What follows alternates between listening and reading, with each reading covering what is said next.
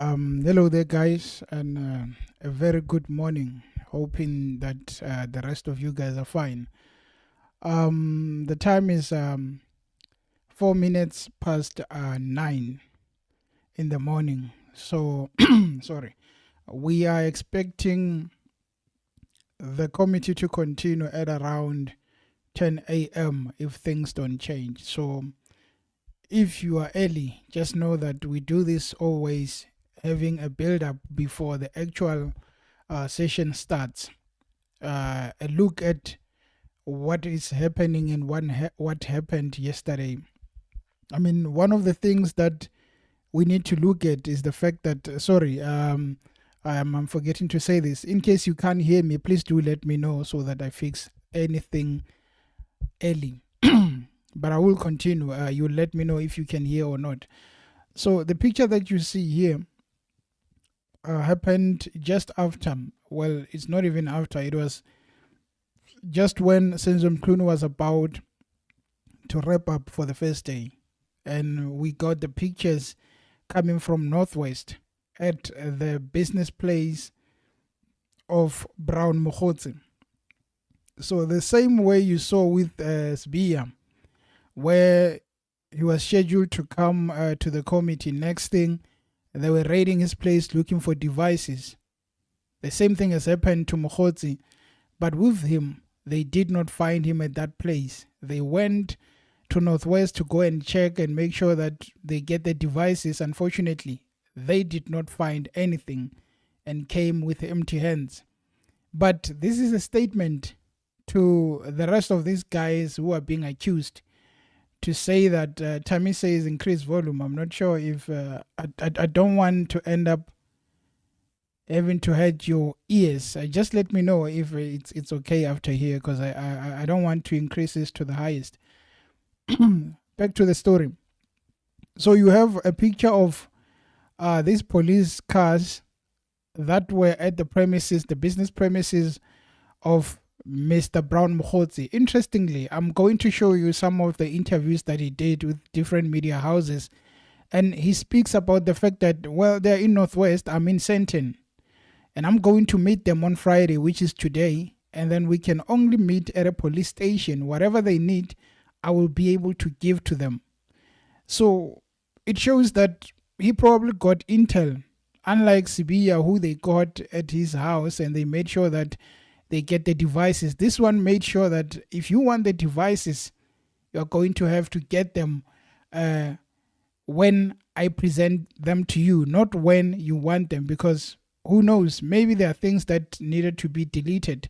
But either way, Senzo Mchunu is busy trying to explain to us. I mean, he was busy explaining, but most of these things he was not answering. Lucas says no sound. I wonder if... Okay. No, my devices are okay. Lucas, you might need to check your sound. On my side, it's fine. Okay, let us get into the business of the day. So these are the pictures from the time they were raiding the business premises of Mr. Mokhotsi. I think this one has an audio which you can listen to. We can sign as well. South African Police Service. Oh yeah. No, I told them I just called General Mola right now to say General Mola. That's what I'm saying. I can listen, my brother. Community calls me. Part of this. Maybe you don't know. And the social activists, they call me. Whether it's a robbery, whether it's what they call me for what is happening. But yeah, so I'm about to. Sorry, my devices were not playing. Let me just start it Police over. station will be. So basically, these are the team that was going to the place, raiding the place of Mokhotsi, and he was not there. Most of the people that were there were the community members. You know, it's really unfortunate that when someone who's being accused, the police are running after him, it's always the communities that start defending the person. Mostly they say that we know him as a good person who helps the community, but they don't know the other stories. That is why they would end up defending that person regardless of whether people are accusing him of dangerous crimes. We can sign as well. South African Police Service. Oh yeah. No, I told them I just called General Mola right now to say General Mola. What's been having police up and down now? Ow. Yeah. Relax. No, yeah, that's what I'm saying. I can listen, my brother. Community calls me. Tato, this maybe you don't know. I'm a social activist. They call me. Whether it's a robbery, whether it's what, they call me for what is happening. But yeah, so Mabatu police station will be here. Yeah, that's what I'm saying right now. The people must relax. It's police who I want. Yeah, no guys, relax. It's Kuluma. Those are the pictures from Northwest when Mkhotsi was hiding in Sandton and they had to go there and defend him. So moving right along, I moved to the interview of Mkhotsi on SABC. Just after the raid, he had to really do an interview. And I think maybe I should start with the community that was defending him after this guy was raided.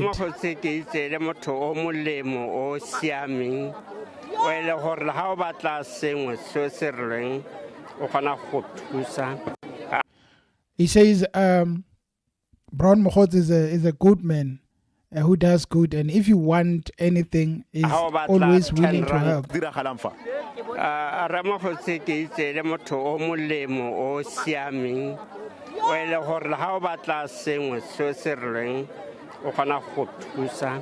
How about that 10 ranta or 20 ranta or everything no okay yaka what to is a man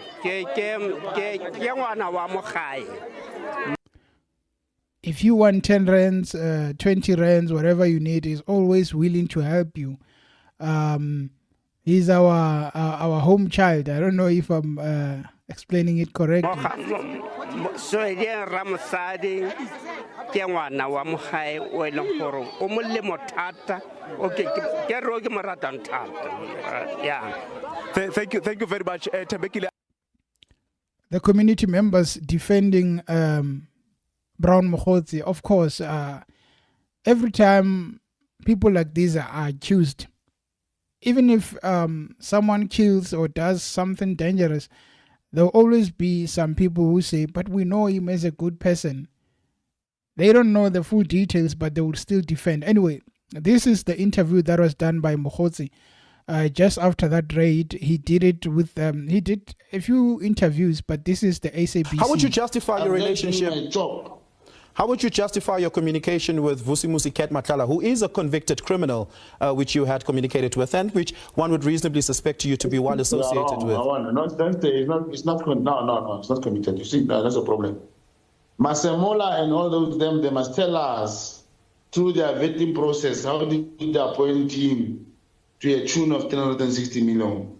They appointed him to be. No, but that's besides the point. A service provider for 360 million. Brown, that's besides the point. It is a matter of fact. It is a matter of fact. It is a matter of fact that Vusimuzi Ketmatlala has a criminal history of 25 years, stemming back very long and very far back. You seem to have had a very casual and cozy relationship with him, which is potentially the basis of an investigation into you. How do you justify that and then say, I'm not too big a fish for them to be concerned about?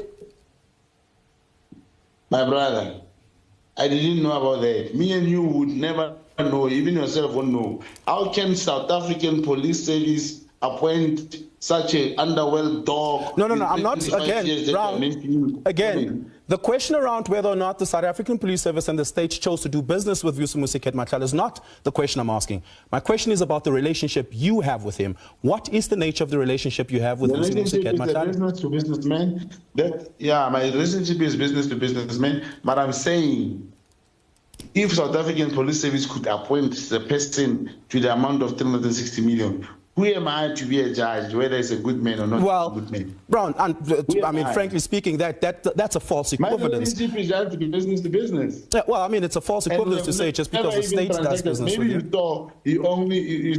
I can tell you, you saw that he funded 138,000 rand in January 8. Nothing else, no relationship beside that. The tender is 360 million. Nobody talks about 5 million, 10 million, 30 million, 300. You only talk about 138,000 that is related or associated to me and Ketmatlala. What? And I wish people could stop being gullible. Sorry, no, now, Brown, we dealt with the men to the amount of 138,000. Where is the other 360 whatever minimum? You describe the relationship you have with Brown Makhosi to be of the nature, with Vusimuzi Matlala, to be of the nature of a business-to-business relationship. What is the nature of the business that you do with Vusimuzi Matlala? Which have not even started. Which have not even started. We were planning, me and him were taking something else that never materialized. Then he came in to say he's funding the ANC January 8, and I invited comrades. Nothing beyond that. Okay, but what was the nature of the business? We were still going to discuss. How can I talk? The man is in custody. How do I talk on his behalf? We have not even started. We are planning. You are telling me about nice things, about supply of water, mineral water, and all these things. We have not started. Subcontracting, we have not started. Would you consider Vusimuzi Matlala to be your friend? Now, answer this question. I don't know. He's a business guy, and I would want him to be my friend. So he's not your friend? Say I'll try to say, not yet, man. Not yet. He's a business associate which we could have made some, whatever that could be good for me and him. But nothing really happened. Given that you now know about his criminal history, would you still want to do business with him? Which criminal history, man? He must be found guilty. Don't say that. The man must be found guilty before you presume him to be a criminal. We're going to have to leave it there. Brown Makhosi. Well, that is Brown Makhosi. Good morning, guys, to those who are just coming in. The time is 15 minutes past 9. So in the next 45 minutes, we should be going live at the committee and starting to listen to Mr. Senzo Mchunu. Thank you for coming. If you just entered, and please do click that like button. To those who have not subscribed, I kindly ask you to do so. Well, this guy speaks about the relationship between him and Ket Matlala. I just want to zoom in on this. Oh, he doesn't want to zoom. I've got this interaction that was exposed at the Madlanga Commission. He speaks of Mr. Dlamini, Ket Matlala, as a business associate. Look at the interactions that these two are having. Makhosi likes money. And on the other hand, Ket Matlala is about business. He doesn't play games. He's a henchman. So he says, I need 10K. That is Brown Makhosi. Sorry. On the 12th of March 2025, this year. And then Ket Matlala says, this relationship shouldn't be one-sided, brother. I asked you several favors which are not even money related, but none of them have been attended to. The last one is even worse because it's even orchestrated from your camp and nothing has been done about it. I've played my part and was even willing to stretch my arm even further, but I see, but it see none. Oh, maybe that's a typo there. Sorry, I've played my part and was even willing to stretch my arm even further, but I see none of my efforts are considered. That is Ket Matlala, showing that Ket is someone who probably has money and does the job, but on the other hand, you have Brown Makhosi. This one is about how much do you have, and he just replies by saying true. So just maybe, if he says he's not my friend but a business associate, we should accept that, because you can't be asking your friend 10Ks. I mean, even if you're doing me favors, this guy just likes money. That's it. Maybe that is why he's being accused of infiltrating the ANC. Well, he's a member. I've got another part here where I think he was speaking about warning the ANC members that when the time comes, he's not going to play. He's going to expose some of them. The interview was with Newsroom Africa.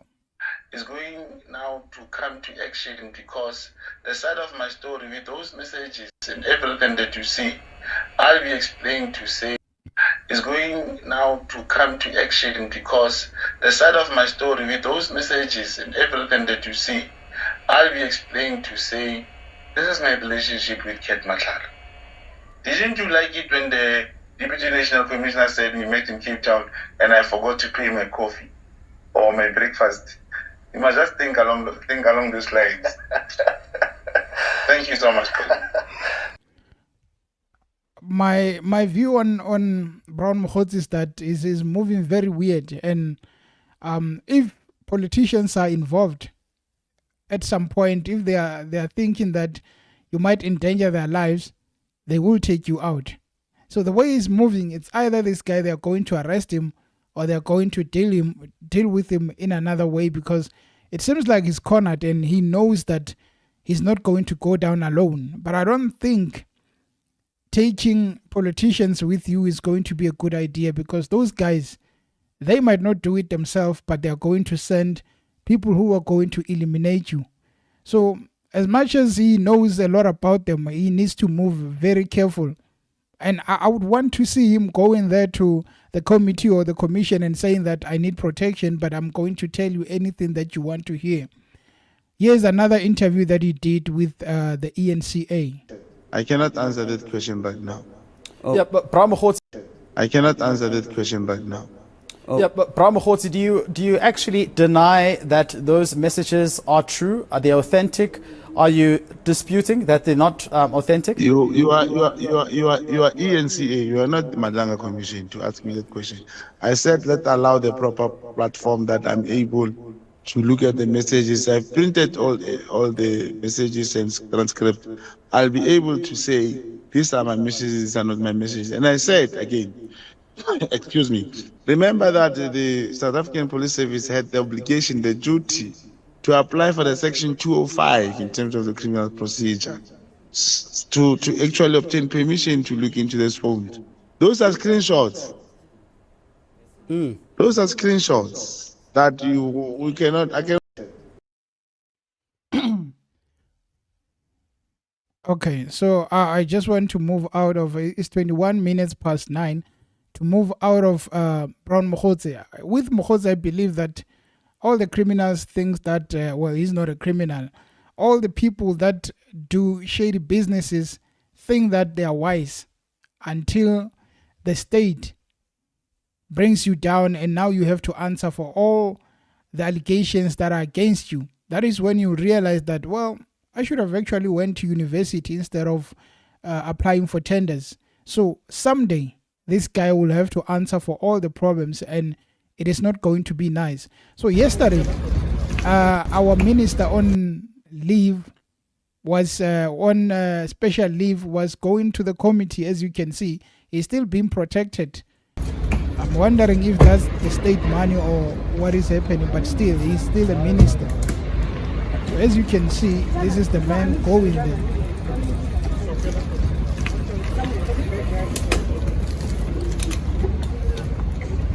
Morning, Minister.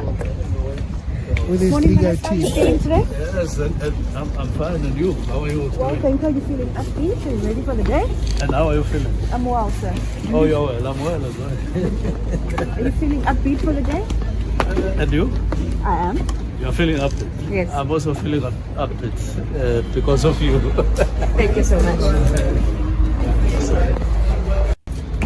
I think we all expected this man to do a good job, maybe in telling us some of the details, but to be honest, the first day was rather disappointing because he's not really telling us anything, but rather going through a 1 hour Morning, speech, Minister. just going around. Morning, He's Minister. telling How are us you about feeling today? left, right. I don't know what was going on, but hopefully Thank you. Are you feeling upbeat when the and time ready for comes, the day?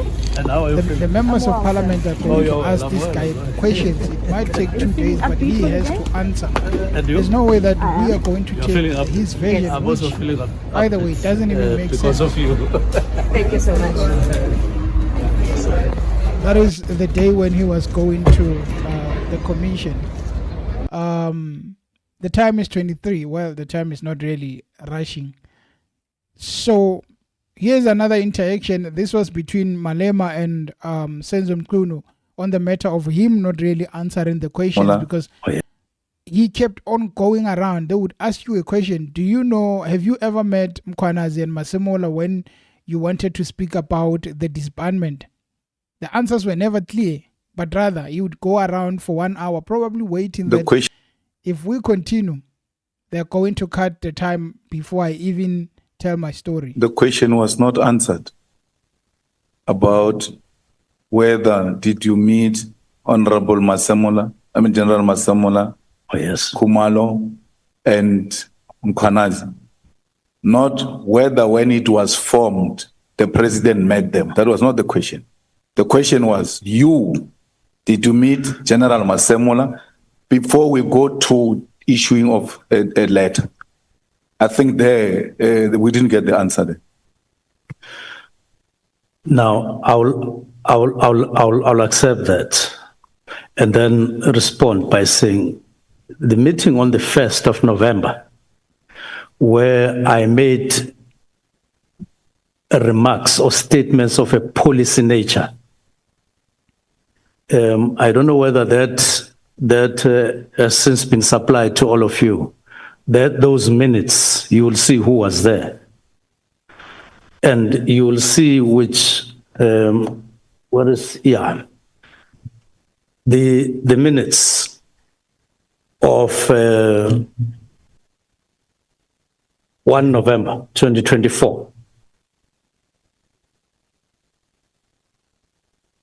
Yeah, the distribution may not have taken place, but it's Minister, sorry, if just to refer the Honourable. Those are part of the interactions from Senzo. He's never telling you, he's never giving real answers. The guy just circles around. I think this one was 7 minutes. I'm also hoping that the time rushes. It's 9:25, so that we can start. But let's listen to this 7 minutes interaction of the minister yesterday. 3, I've already given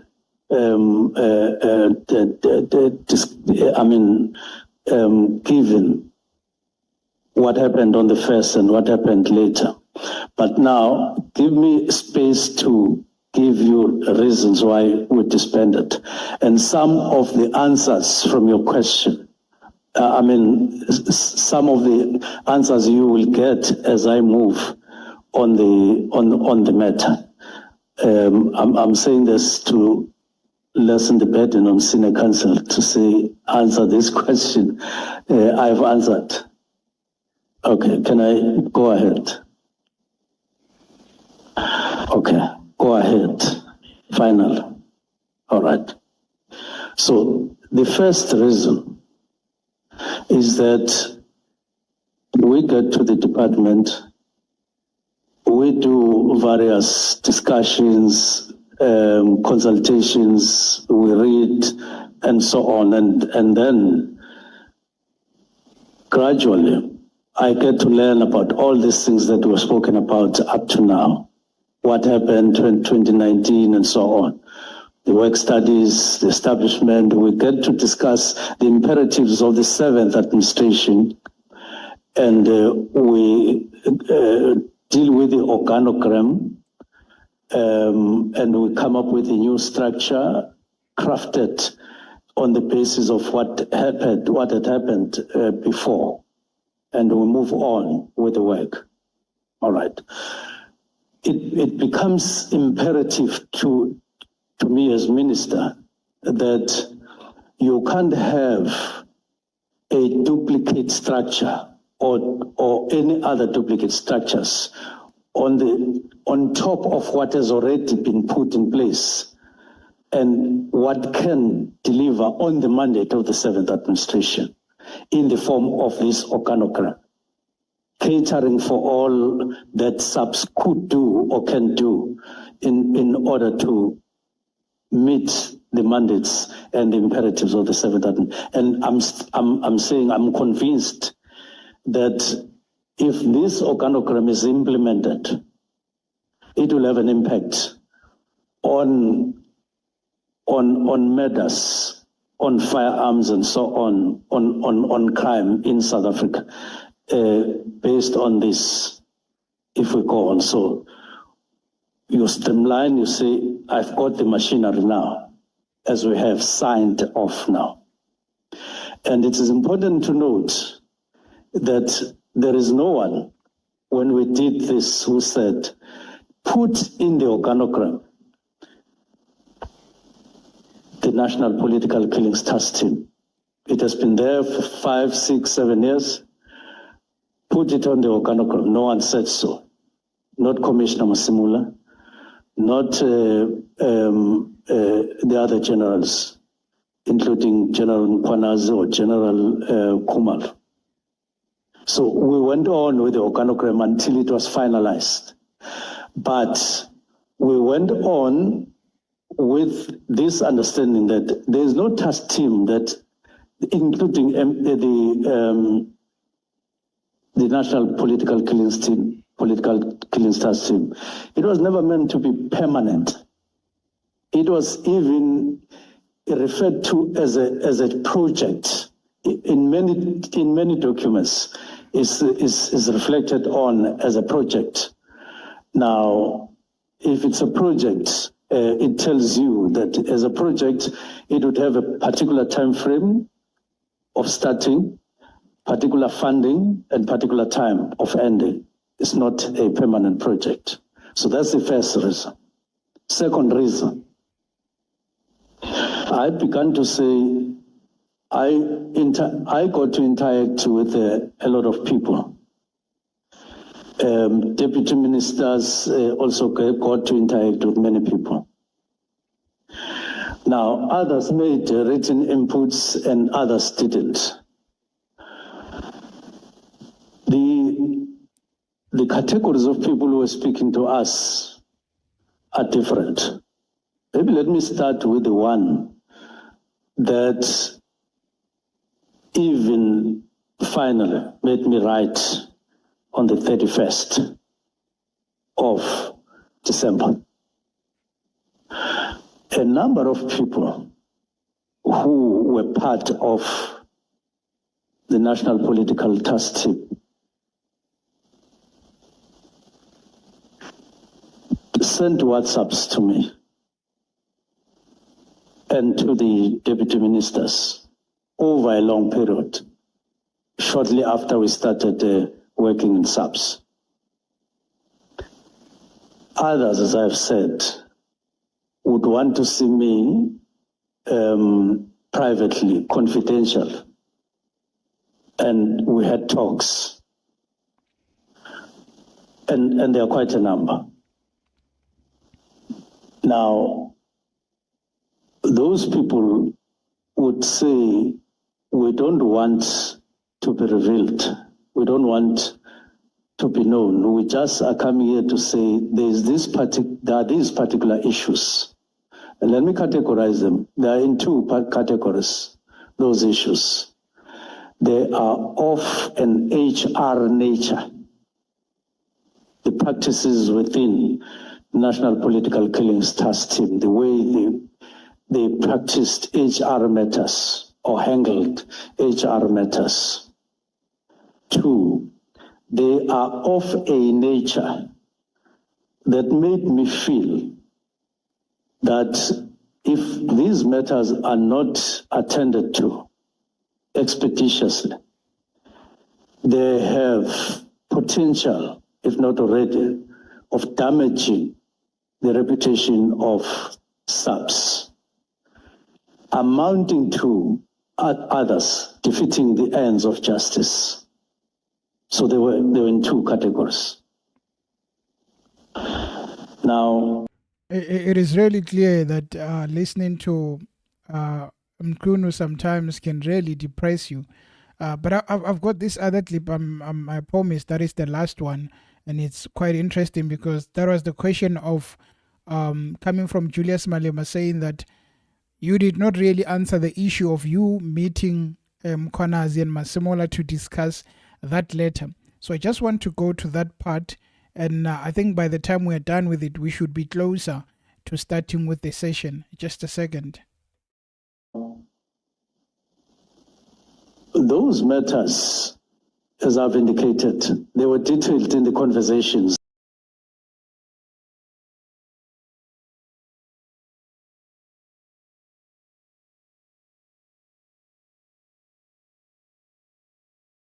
First reason, I have recognized an honorable member. Thank you, Chair. I think the question was not answered about whether did you meet Honorable General Masemola, oh yes, Khumalo, and Mkhwanazi. Not whether when it was formed, the president met them. That was not the question. The question was, did you meet General Masemola before we go to issuing of a letter? I think there we didn't get the answer there. Now I'll accept that and then respond by saying the meeting on the 1st of November, where I made remarks or statements of a policy nature. I don't know whether that has since been supplied to all of you. Those minutes, you will see who was there. And you will see which, the minutes of 1 November 2024. Yeah, the distribution may not have taken place, but it's Minister, sorry, if just to refer the Honourable Chair and Honourable Members to the relevant volume, it's Exhibit Bundle 4, and it's at pages 163 to 177.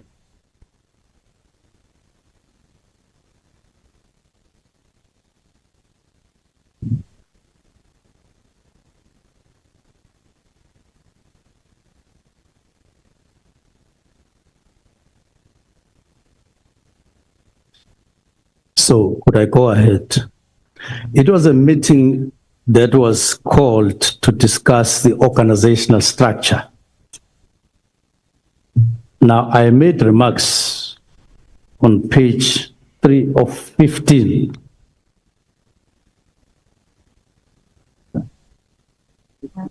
The people who were present was Minister of Police, and I welcome Deputy Ministers, National Commissioner, General Masemola, and all other people who are present. Now, it doesn't say who else was present, but maybe if we get information, my understanding is that we were with provincial commissioners as well, not just General Mkhwanazi alone. So I make remarks there. The minister further indicated there was even labor there. Which page you reading from? I read from page 3 of 15. The minister further indicated that there must be reconsideration and review of certain capabilities, such as political killings task team, which are primarily about addressing serious crimes.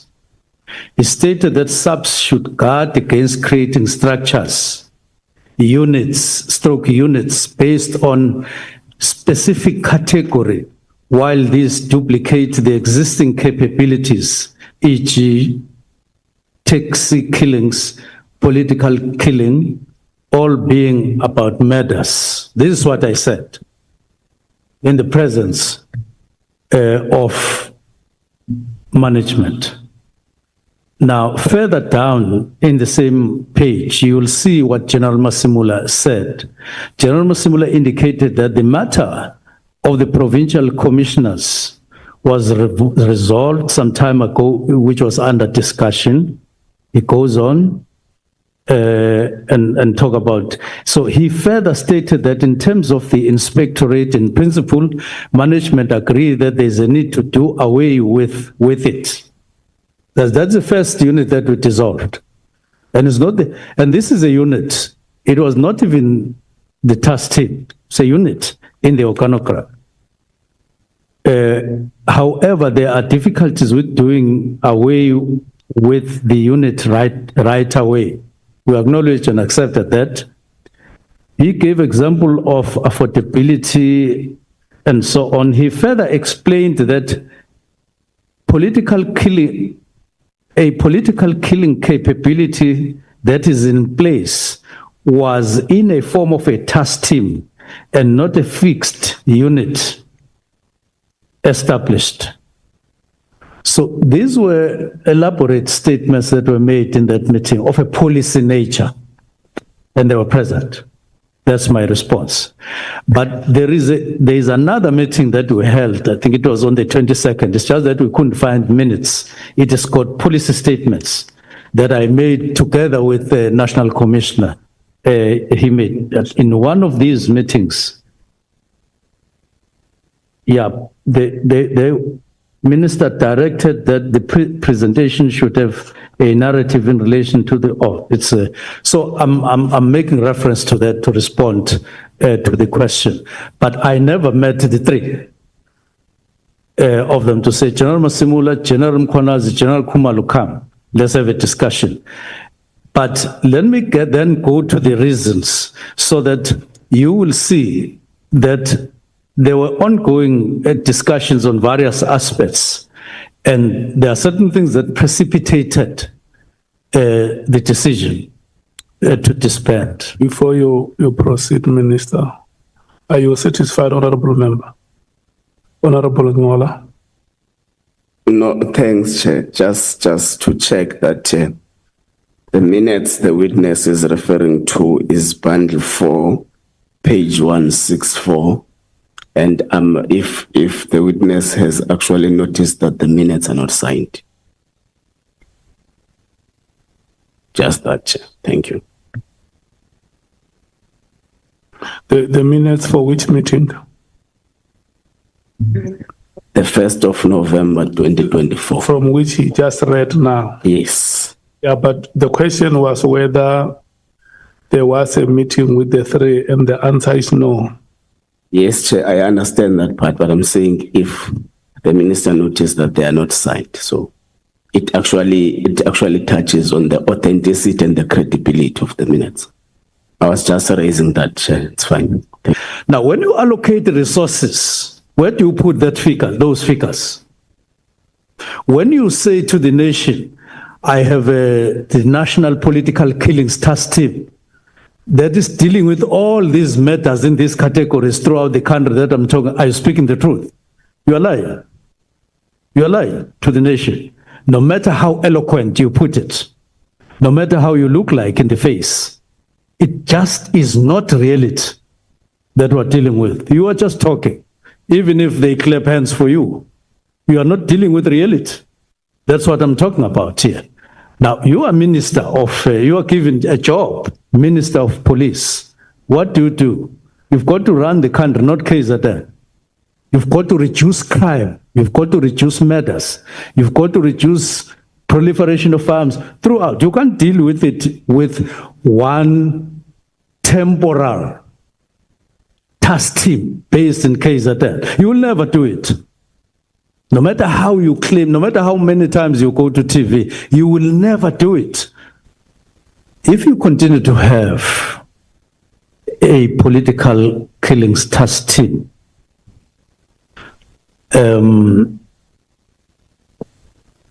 you are not recognizing the new work study and the new organogram.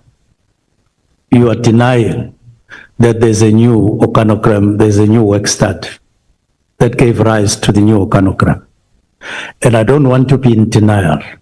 I am confirming that we've done that work and that the structure, I am able to face the nation and say the organogram that we have designed should be able to enable us to develop capacity to face the challenges that are out there, requiring response, effective and efficient response from police. So that's the first reason. You now have capacity. We have done the work, we have processed together with everybody in the department, not alone.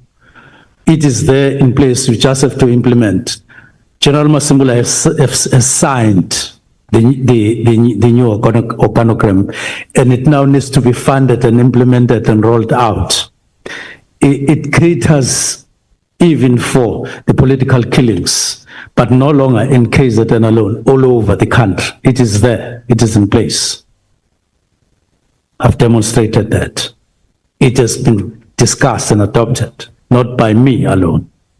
Then we go to the next reason. The next reason is that when I assumed duties together with the deputy ministers, we got a number of people talking to us about various matters in the department. We were new coming in there. They would phone, they would WhatsApp, they would email. Others, in my case, they would ask for confidential meetings and so on. And I do state that in my affidavit. Now, these people, I mean, they would call you when you are in the car, they would call you wherever, and so on. But some of these people, like the ones that are included here, because they're in different categories, like Mary De Haas, for instance, she wrote extensively to us, and then wrote to Parliament as well. And so Minister, sorry. So your answer is it was discussed with, but Mkhwanazi wasn't in the meeting. Kumala, he wasn't in the meeting. Only General Masemola was in the meeting. Senior Counsel, I've said, yes, there was this meeting. It was the way it was. And these statements were made in that meeting. I want to avoid talking as if I breached a particular law by not doing what you are talking about. I'm putting it as it happened, that we had a meeting on the 1st. Now, I'm not hearing you saying, why didn't you have the 3 on the 1st and not this meeting? So I had this meeting, I'm telling it as it is. And then on the 22nd, that's all we did. Not a meeting dedicated, separate, with General Kumalo, with General Mkhwanazi, and with General Masimbula. No, not that way. That one. Yeah. So it seems to me that this is all part of your orientation as a new minister since July 2024, and even by November 2024, you're discussing the organizational design and structure. And one of those issues that crops up or arises from those discussions is the political killings task team. As part of that discussion, that's the context of that discussion. What I asked you about is whether there was any dedicated, or as you like to say, focused discussion on the political killings task team. And from this minute, it doesn't appear to have been the case. And we don't have, unfortunately, the minute of the 24th of November. Now, let me say 2 things. I've already said there was no focused discussion on the matter, but I want to elaborate on that and give you the more detail. 2, not as if there was a prescription that it had to happen and take a particular form. There's no law that says so.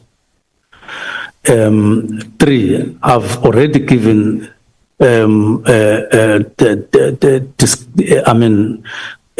given what happened on the 1st and what happened later. But now, give me space to give you reasons why we disbanded. And some of the answers from your question, some of the answers you will get as I move on the matter. So that was Mr. Mkhwanazi. Sorry, why am I saying Mkhwanazi? Sorry, that was Mr. Mchunu. Pardon me for that. Speaking about this moment, the moment where they're asking him about whether you met Mkhwanazi and met Masemola, to have a briefing with them in relation to your decisions that you're about to take. It is a 0949, so in 11 minutes we're officially starting. I thought maybe it could go as far as 5 minutes to before the video cuts, but it looks like we just have to keep pushing a bit until they start. So yeah, basically today is a day that he's going to be concluding his testimony. Hopefully he does it before 3 p.m. because he tends to go around explaining small things. An answer of yes or no, it takes about 15 minutes, which really kills time in terms of the proceedings. Today we do hope that things go accordingly and we don't take that much time. 10 minutes to, guys, thank you for tuning into the channel. As soon as they start at the committee, which they haven't started yet, as soon as they start, we cut the feed from my side, the audio and the video, and we listen to the commission. To those who are just entering, please do click that like button and the subscribe as we are waiting. So we spoke about the issue of Brown Mokgotsi. I believe that the minister did not really explain this relationship extensively. We want to know in regards to Brown Mokgotsi and Mr. Dlamini Ket Matlala.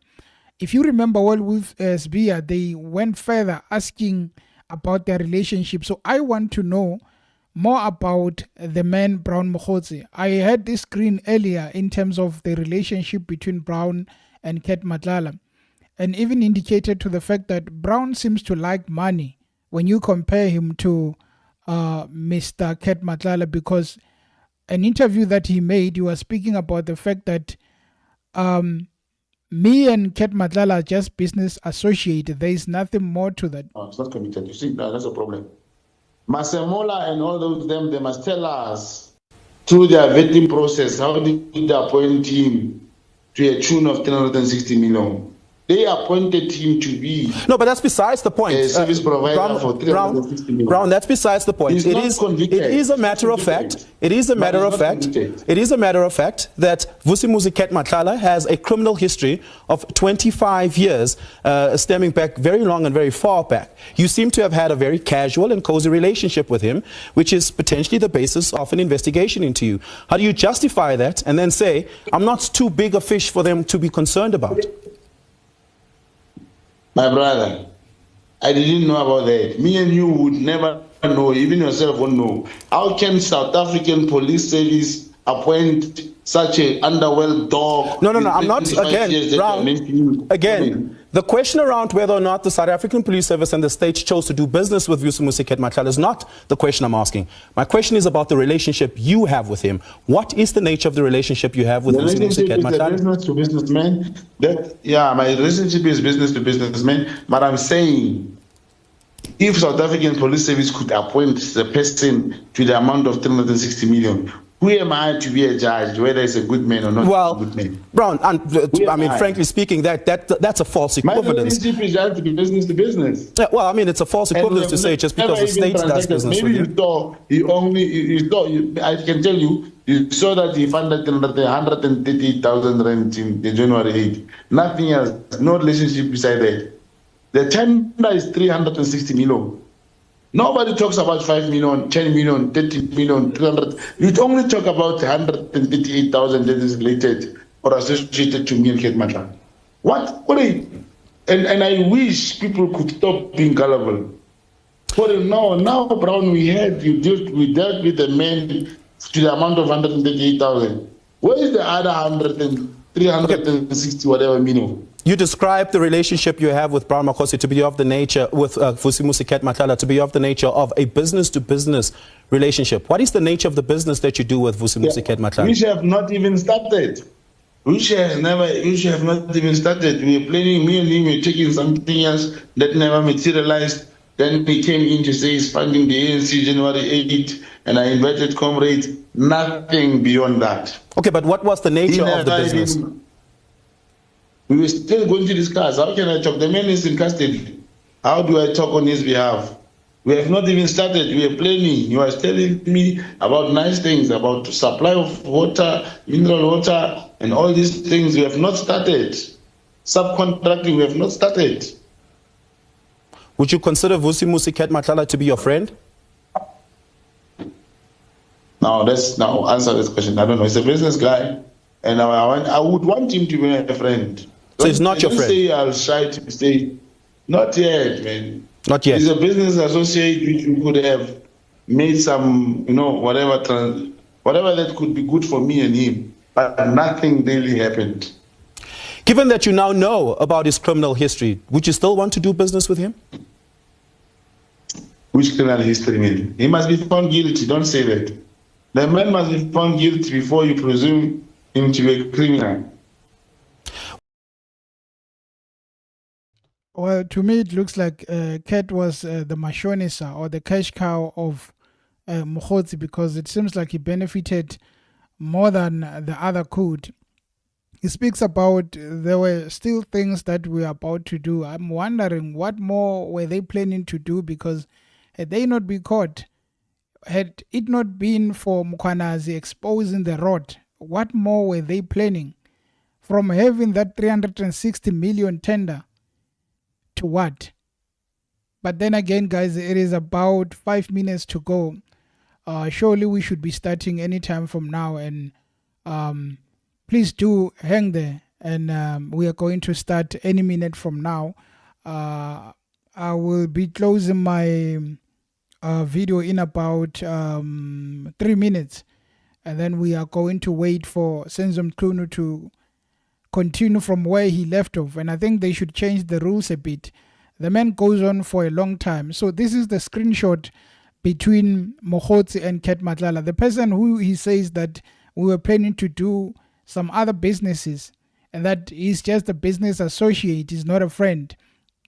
But earlier on I read this where he demanded 10K from Dlamini, and Dlamini is complaining about the fact that this relationship shouldn't be one-sided, brother. I asked you several favors which are not even money related, but none of them have been attended to.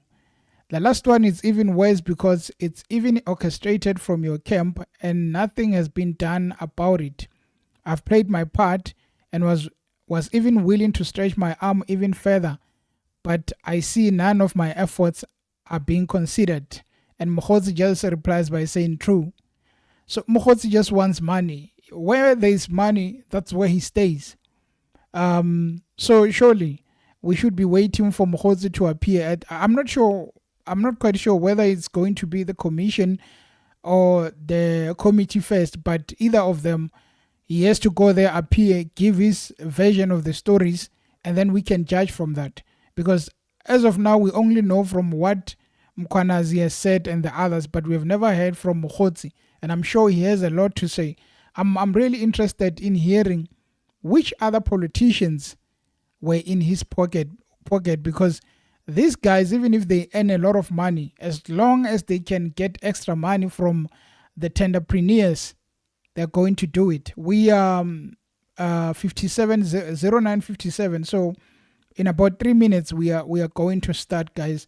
Thank you for tuning in and waiting for this long. Surely we are going to start any minute from now. I don't think there's any much more to say beside the fact that today would be the last time Mchunu testifies, gives his story, and Monday they are off. Tuesday they are going to be questioning him. Possibly they could go to Wednesday, but I do think they will go to Wednesday because this guy speaks a lot. Morning, Minister. How are you feeling today? Yes, I'm fine. And you? How are you? Well, thank you. Are you feeling upbeat and ready for the day? And how are you feeling? I'm well, sir. Oh, you're well. I'm well as well. Are you feeling upbeat for the day? And you? With that said, guys, I'm going to turn off my video and just wait for the committee to start and we can continue with business. You're feeling upbeat? Yes. I'm also feeling upbeat because of you. Thank you so much.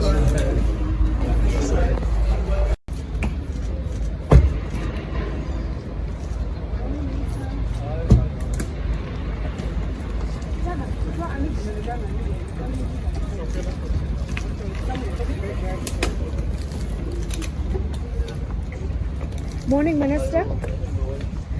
Morning, Minister. How are you feeling today? Yes, I'm fine. And you? How are you? Well, thank you. Are you feeling upbeat and ready for the day? And how are you feeling? I'm well, sir. Oh, you're well. I'm well as well.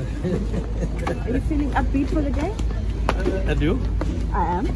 You're feeling upbeat? Yes. I'm also feeling upbeat because of you. Thank you so much.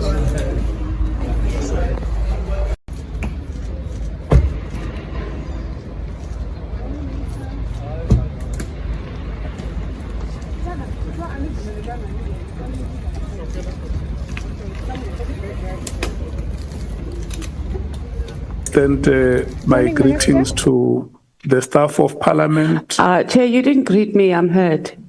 Okay, I'm still coming. You're saving the best for last. Okay, no. I'm still coming to greet you. Don't worry.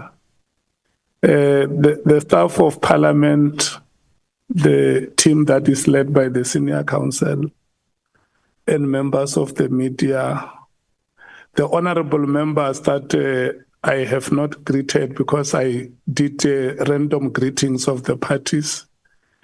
You are greeted, all of you, Honorable Thopa, Honorable Kolabanat, Honorable Ngola, Honorable Skosana, Honorable Pambo, and the last person that I must greet so that it becomes emphatic is Honorable Matthews.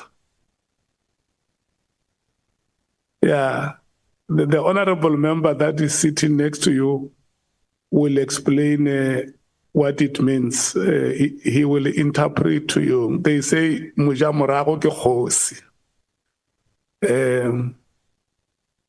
We have two honorable members who are going to join us later. That is Honorable Shongwe and Honorable Sols. So I have stayed true to the commitment. I spoke to the Senior Counsel this morning so that we can be on the trot the time that we agreed when it strikes. We should be home and dry.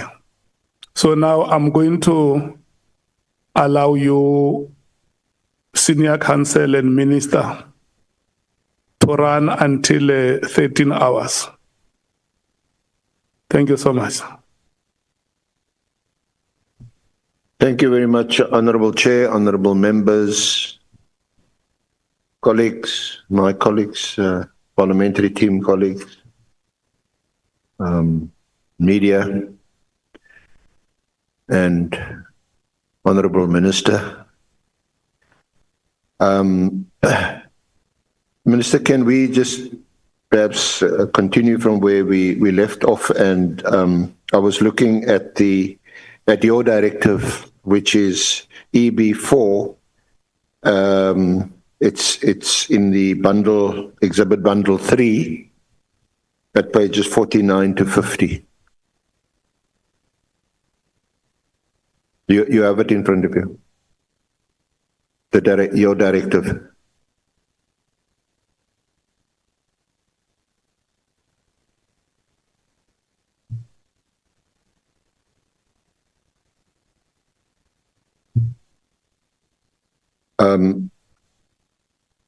Do you accept that the two reasons that you provided in the directive is at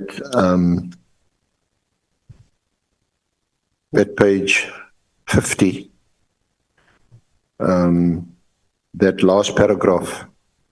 You say, my observation in this regard, as indicated above, is that the further existence of the team is no longer required, nor is it adding any value to policing in South Africa.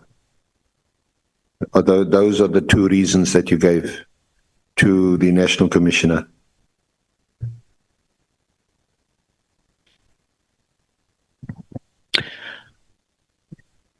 Look, there are three directives that I gave.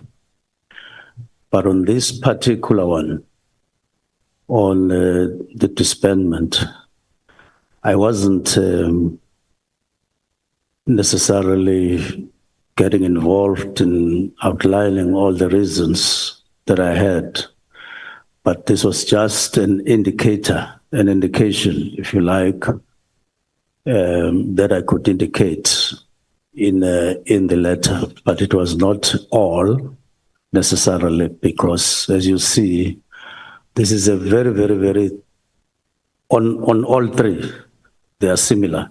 Just an outline that I could squeeze into the letter, because I wanted it to be very concise and not... So can we accept that these are some of the reasons, but not all the reasons? Yes, particularly... And then perhaps to assist you, the other one would have been the one you contend was discussed in the November meeting on the organizational structure. That's why that was also, so that's not here. And the budget, the budgetary issues, and the concerns that were raised by the people that I said to you and your team that they need to be afforded an opportunity. So there's to address the Arrow Comet. So there's a whole range of issues here, but what I wrote there was merely a high-level summary of what I had as a concern, but the actual reasons, I outlined them yesterday, and for your benefit again, I started off with... I wanted to summarize that for you.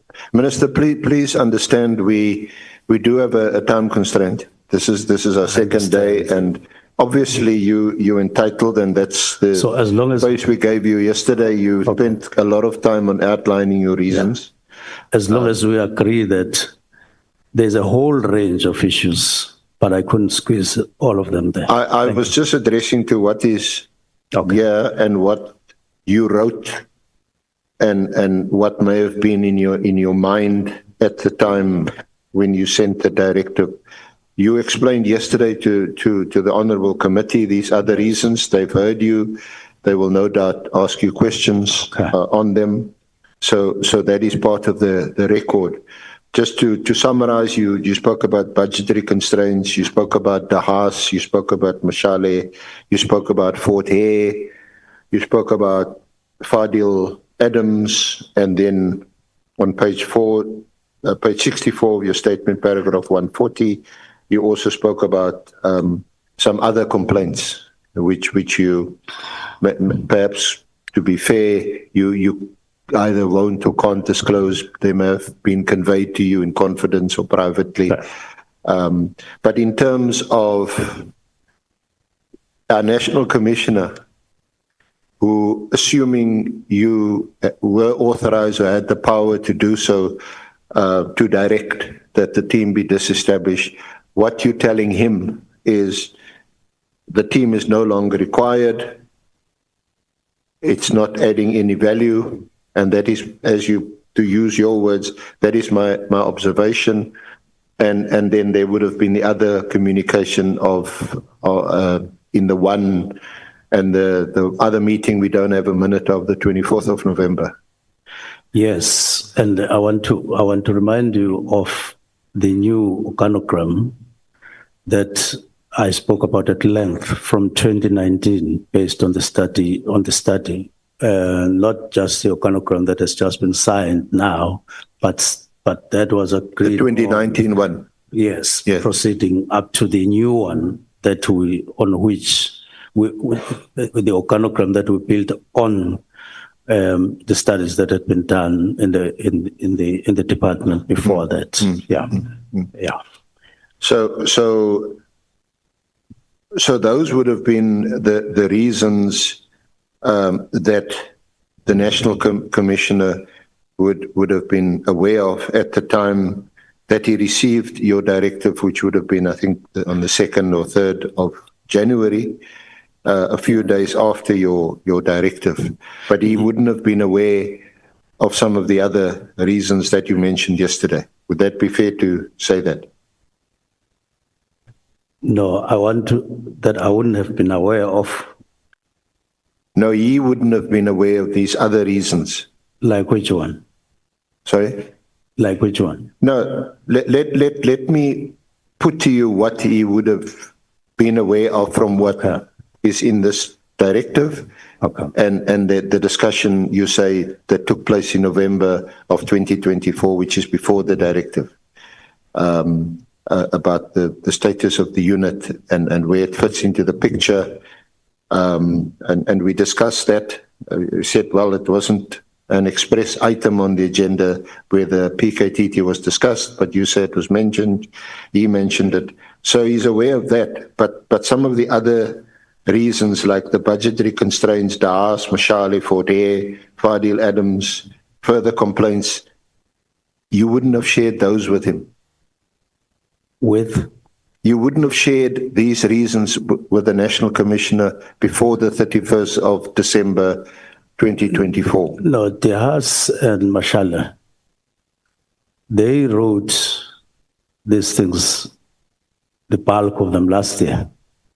And I did have a discussion with the National Commissioner about them, and I think they wrote letters to the Portfolio Committee last year already.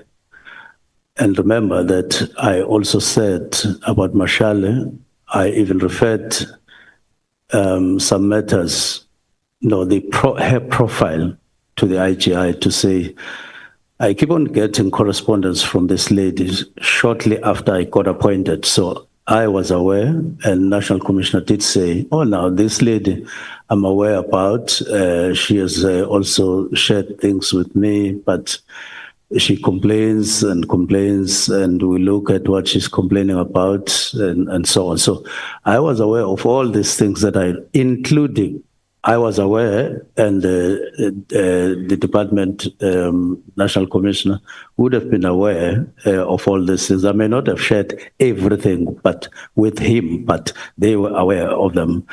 That includes my main reason, my argument that we may be dealing with something that is outside the PFMA at the end of the day, as I advanced yesterday. Well, I'll put it to you, and I don't want to debate it any further. The record will speak for itself. That's certainly not the impression we got from the evidence of the National Commissioner. No, it's... He said the sum total of his evidence on the directive is that this came as a huge surprise to him.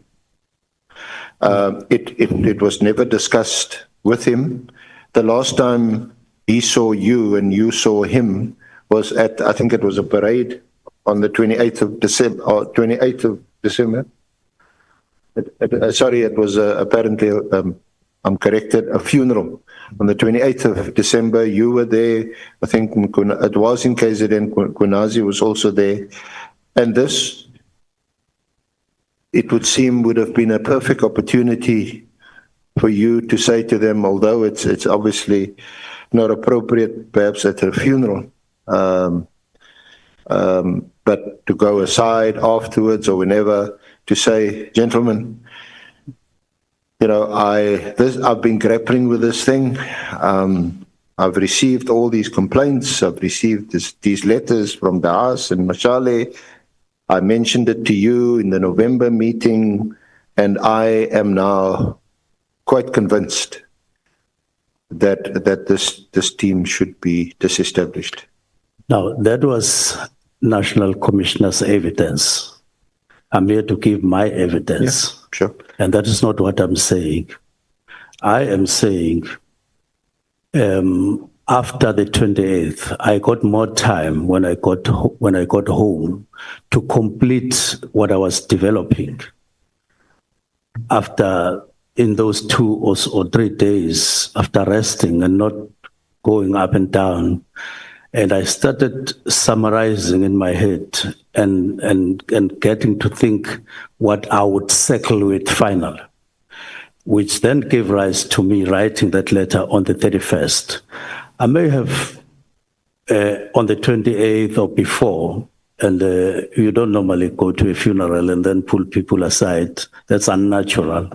It can happen only on post-thinking. that you could have pulled people aside, but natural in the flow of things, it doesn't flow like that. But I'm saying there were a number of things that were in my head for quite some time after our meeting on the 21st with deputy ministers, how to approach, how to package, how to engage the national commissioner. So I had not completed my thinking by that time until I settled down and thought carefully about what I wanted to do. Well, even more so, Minister, with respect, I mean, you could have at least mentioned to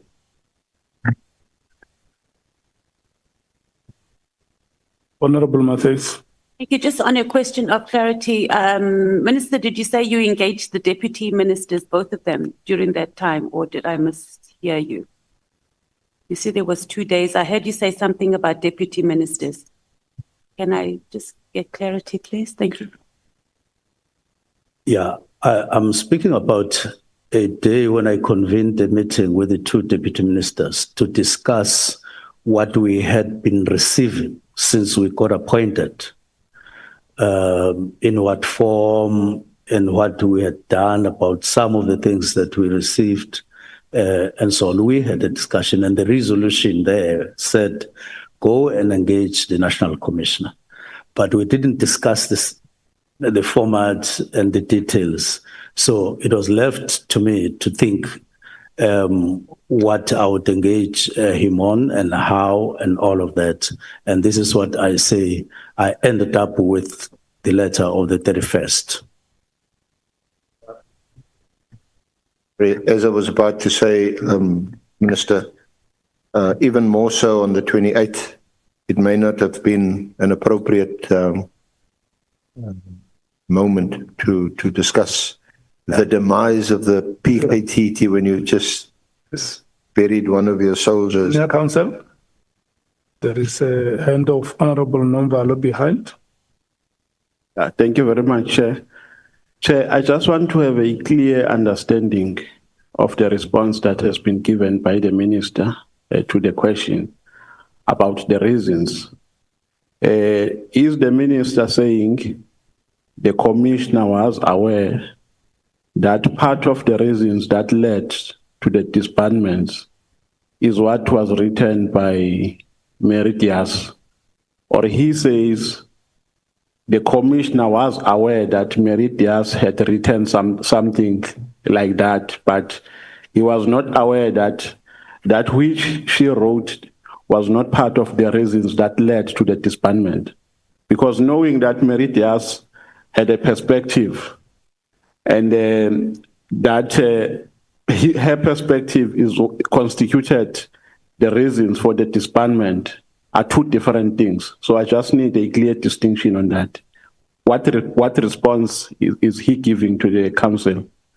Was he aware of the perspective, or he was aware that the perspective of Meridias formed part of the reasons for the disbandment?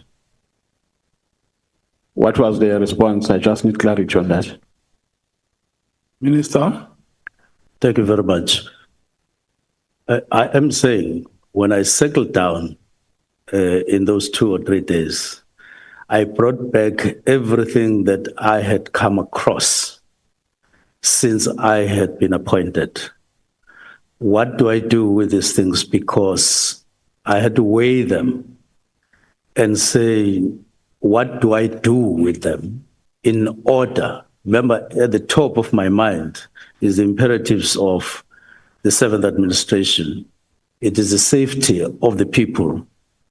It is the concerns that I raised with the National Commissioner, Deputy National Commissioners, and Provincial Commissioners in November, when we met them at Give a Screw On, saying, I'm being haunted by murders, the high rate of murders, the proliferation of firearms in communities and the havoc that these firearms are causing, and the drugs that these things are causing. So I kept on thinking about these matters very, very hard and very, very to the best of my ability in terms of thinking. And I then say, settle down. what do I do with all these things that I've collected in my capacity as Minister of Police on behalf of the people of South Africa? I then Merit Haas's letters and concerns, Mashale's letters and concerns and everything, the budget, how we are using the budget, and possible alternatives of using the budget. The work within SAPS that started way before I arrived and what could have been done and so on. All that bundle of things constituted what I settled down on and said, let me write a letter and it must take this particular form. And I did indicate yesterday that one of the things that came into my mind was to say, when the year starts, how do we start in a manner that brings about vibrancy along the lines that constitute expectations of the people on us in a way that will cause us and force us to, engage. And this thing is about change. How do you go about changing some of the narratives that should change within SAPS in favor of the people of South Africa, consolidating their safety? That is the matter. That was not just anything that Merit Haas wrote, but how do I bring all those things as a collective so that they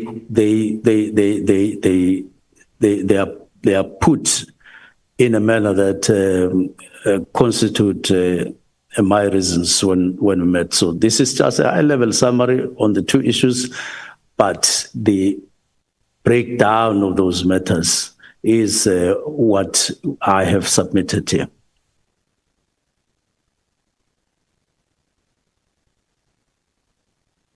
Are you fine, Honorable Member? Not really, Chair, but I think as it continues, maybe I'll be fine. Okay. But I'm not fine. Just carry the question on your shoulder. And at the right time, you can offload it. Senior Counsel, you may proceed.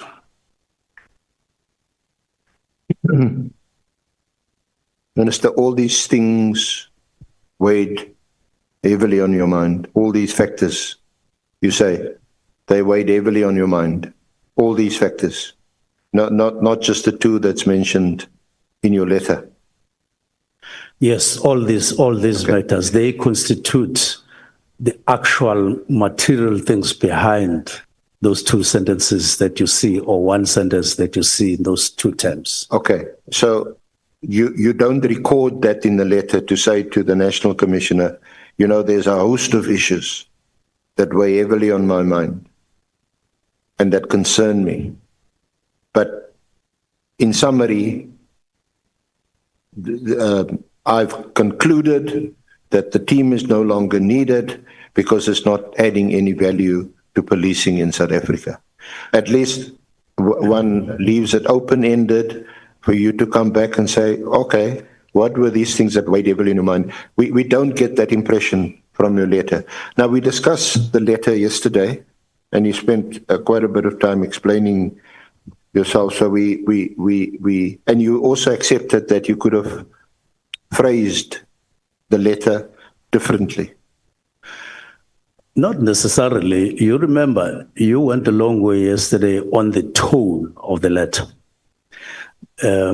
yourself, and you even suggested. And you agree that you may have. Let me finish. You suggested a particular format to me, which was the same thing but in a different tone, and I said to you, well, you are putting that in the way you are putting. And then I said, Singakalisana, I could accept that that could have been a different tone, but it doesn't change anything in terms of the content of what I wanted to convey to the National Commissioner, except that the tone could have been softer but not that there's anything wrong with my letter legally and constitutionally, and in terms of what I wanted to convey. And you say you accept full responsibility for this, what's in the letter and the directive that you issued? I don't want to leave any doubt in terms of who wrote the letter and why was the letter written. I therefore take full responsibility. No, that's exactly why you're here. Yes. Because the committee is holding you to account. Even assure you that I was sober when I wrote this letter. I don't think anybody ever suggested that you were not. Yes. Although it's that time of the year. Yes. That I can't quite remember what. Yes. But yeah, I mean, we never suggested that, you know, you're a minister of state and we expect you to be of sober mind. Yes. Especially over this period when you're Minister of Police, when there's lots of tragedy and killings and so on. So that's fair comment, and I don't think anybody suggests anything else. Yes. Maybe the tone would have been different had you had a couple. Yeah. So anyway, on a more serious note, is it also evidence that you were not assisted at all with this letter? There was no one else who did a draft, or did I recall you saying that you your advisor may have assisted? Yes, in terms of contribution to the letter substance, it was me and Advocate Pikole. Okay. And then the Chief of Staff was merely conveying, not contributing in any manner on the wording and on any other aspect of the letter. Okay. It was just me and the special advisor. Just you and you mainly you and Advocate Pikole. Advocate Pikole, yes. Yeah. So when Lieutenant General Mchunu tells us that Gabindi told him that I think he mentioned quite a few drafts were exchanged. He was waiting for the final draft. Would he have referred to the exchange of drafts between you and Advocate Pikole? Well, I don't know what General Mchunu was talking about. No, he was talking about what Nkabinde told him. Yes, I don't know what they discussed, whether they discussed up to that. I did have a conversation with Chief of Staff in terms of the substance of what they discussed. And he gave me a different version, which I will go to later on. But what I do know is that they did speak. So just to round off on the directive, at the time, had you sought or been given legal advice on whether you could issue this kind of directive? At the time of right, or at the time that you drafted and wrote this directive with the assistance of your special advisor? I didn't go wider than the special advisor because he happens to be an advocate. To say, what is your first impression on this letter in terms of the Constitution and in terms of legislation? And he didn't doubt, he had no doubt that it is within the Constitution and it is within the legislative framework. Because it's apparent from the letter that you, at the time when you drafted the letter and signed the letter, that is your signature there, is it? My signature? Yeah, there at the end of the letter. Definitely, it's my signature. Good. So at that time you accepted that you need to provide some reasons to the National Commission as to why you're issuing this directive. Yes, but let me just indicate something that will interest you and the other comment. I wrote the letter and as I wrote, and after completing the letter, I was envisaging a a meeting, that is the letter where where we would discuss, have a first discussion. That's why I put a date on the 20th to say, forward me with kind of an interim response, and then a fuller engagement at a later stage at UNESCO. I was firm and clear that we would need to discuss some aspects, but those things were somehow, or to a great extent, affected by what I will talk about later. But as I said yesterday, I didn't envisage my directive as a drill. I mean, in the context of a drill situation. I envisaged it in the context of what happens in a work situation when you are at work with the Director General, that you do engage, even on difficult matters. But I'm aware that it then brought in a difficult situation. But when in a work situation, a difficulty arises, that's where you get the best in terms of how the people you work with behave. That's where they get an opportunity to display even what is internal within them. Not when you have a normal situation at work. A lot of things get suppressed in terms of you knowing exactly the kind of people that you work with. But the people you work with, and especially whom you give, if you're in a higher position of authority, the way they behave and the way they respond would often depend on the way you address them, isn't it? And the tone of any letter or instruction or directive, the way it's written. Not necessarily. It doesn't. There's a difference between reasoning things out and the way you respond to a situation emotionally. There's a difference. I'm not talking about emotions. I'm talking about substantive reasoning when you have matters before you, how you react at that level of reasoning and rationalizing on things. And I am certain that I dealt more on the aspect of rationalizing things out with a view to bringing something that would change the way in which South African Police Service render services to the people of South Africa, towards improvement, towards realistically responding to the concerns that people raise throughout, including the portfolio comment. Beyond saying we have noted your concerns, we are noting your concerns, but we end up not doing, in essence, not doing anything that would change their concerns. And I'm lighthearted when it comes to what people have to say to you in terms of their expectations as a minister at a national level. They have huge expectations. And I'm saying this in a situation where perceptions are very, very, very strong outside, that we're not doing enough for their safety in South Africa. So you are on the spotlight.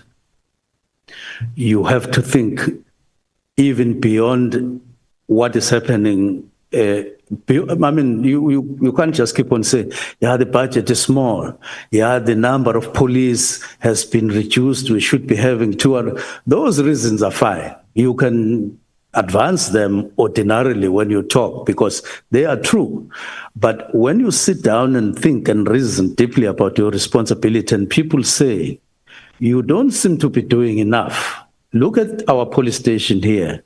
Looking at the equipment, even people inside SAPS saying we are behind criminals in terms of equipment and all of those things make you think seriously. So, Minister, all that you're saying, it seems to me, demanded a serious discussion with the National Commissioner for all the reasons that you mentioned. Yeah. It seems to me to demand a serious discussion. Yes. And consultation. Yes. And this is what we've been doing throughout the period after I got appointed. There's a fundamental difference of view of the evidence that we've heard today. And for example, the two key people involved in this task team were never ever consulted about it, and that is Khumalo and General Mkhwanazi. They are the two people directly concerned. I mean, this directive, it doesn't even speak directly to this organogram or the structures in the police. It is directly aimed at three things: ports of entry, intelligence, and political task teams. Yeah. So I don't know who you speak to about ports of entry, maybe Home Affairs and maybe speak to them, because they also have a role to play there and they should be consulted. Of course, intelligence, there's nothing that we hear from you that they were engaged, or that the director of intelligence, who also happened to be Khumalo or Sabia, that they were engaged in all of this. There's no indication from you. Now, don't be under the impression that when I got appointed, the next thing I did was to write directives. And the next thing that happens, I'm in the commission, I'm in the ad hoc committee. It didn't happen that way. You may have just been introduced in the situation and the challenges that we're having, but we had many discussions since I got appointed. I did indicate that the orientation which got elevated to discussions, which got elevated to decisions, took place. I've had, before leave, more than 28 meetings, more than that, with the leadership of SAPS, and more than 9 meetings with National Commissioner alone. Now, it's another thing to say, what were we discussing? But I'm making it sound serious that I've had those meetings. And throughout those meetings, we were discussing serious stuff, serious issues. All of these things that you're mentioning, that Khumalo, National Commissioner, we have had discussions with them, even on just intelligence alone. And therefore, all the matters that are in my directive or in my directives were discussed. What was not discussed with them is the directives themselves. I have said I didn't discuss directives with anybody else before I wrote them. I wrote them, but the matters that constitute substance behind each of those directives are well known to the people that you're mentioning. Well, can we just leave it there? And I'm sure honourable members of the committee will ask you more on this. But there's just fundamental disagreement that you, at any stage, discussed specifically the political task team and your thoughts about it before the directive was issued on the 31st of December 2024. I have indicated very patiently that I could not discuss these directives with anyone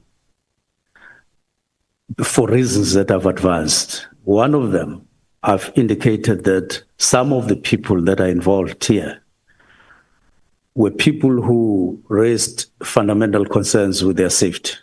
And I had to think, how do I, on one hand, bring them on board, and on the other hand, process their situation, which was convincing to me was a fundamental issue to me. How do I combine the two? That's why I said at the beginning of the year, there was some thoughts about an inquiry, ministerial and a ministerial inquiry, because I couldn't ignore those things that they discussed. So I have made quite a serious attempt to convince you that I was in no position to discuss the actual directives with anyone before I wrote them, nor did I have the opportunity because I was working and then I had only 2 or 3 days. And that when I did so, there was nothing constitutionally wrong. There was nothing legislatively wrong. And I checked that. But I do want to say to evidence leader, Senior Counsel, National Political Killings Task Team is not all about policing in South Africa. It's not everything about policing in South Africa. There is a lot outside there. In fact, everything outside is, I don't have an English word. It's just part. Remember, this is not even a unit. It's a team.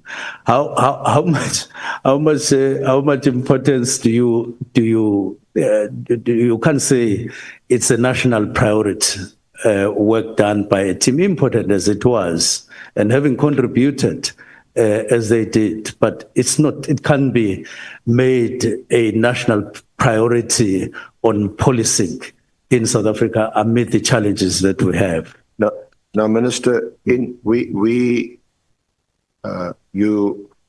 lawyers responded to a request for information that we put to you, and there was a response on the 1st of October.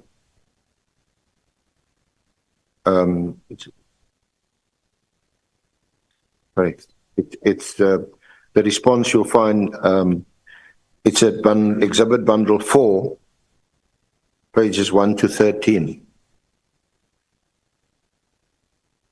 And amongst the responses is at page 4, under the heading Relevant Facts Preceding the Disestablishment. So the first one was on 31 October, several letters of complaint from Ms. Mary de Haas.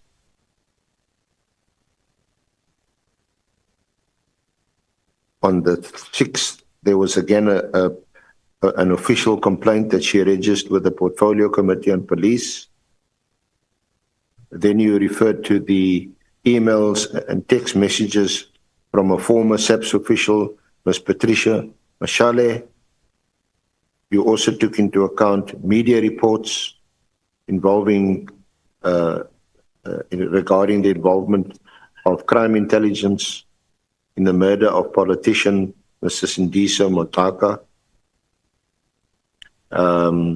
Then on 13 November, a complaint to the NPA from Member of Parliament, Mr. Fadil Adams.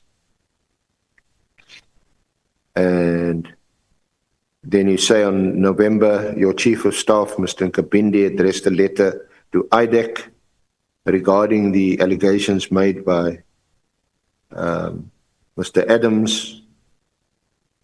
And following the above detailed complaints, on the 21st, you convened a meeting with the Deputy Ministers of Police to discuss the allegations.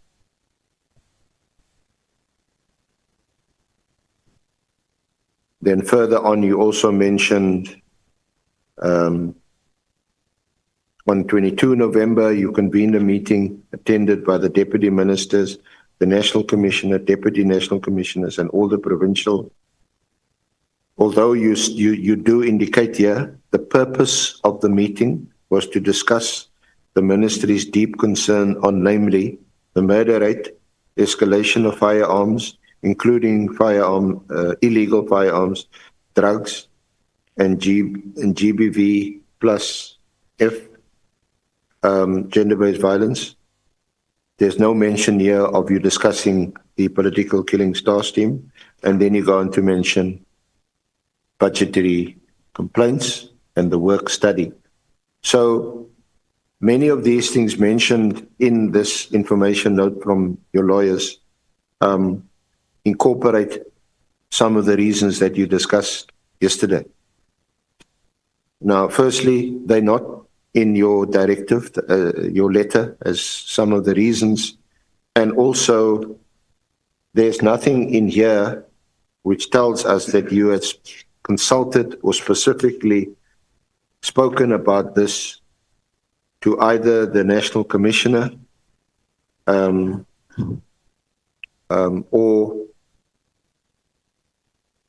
Mkhwanazi or Khumalo, who were heading this task team.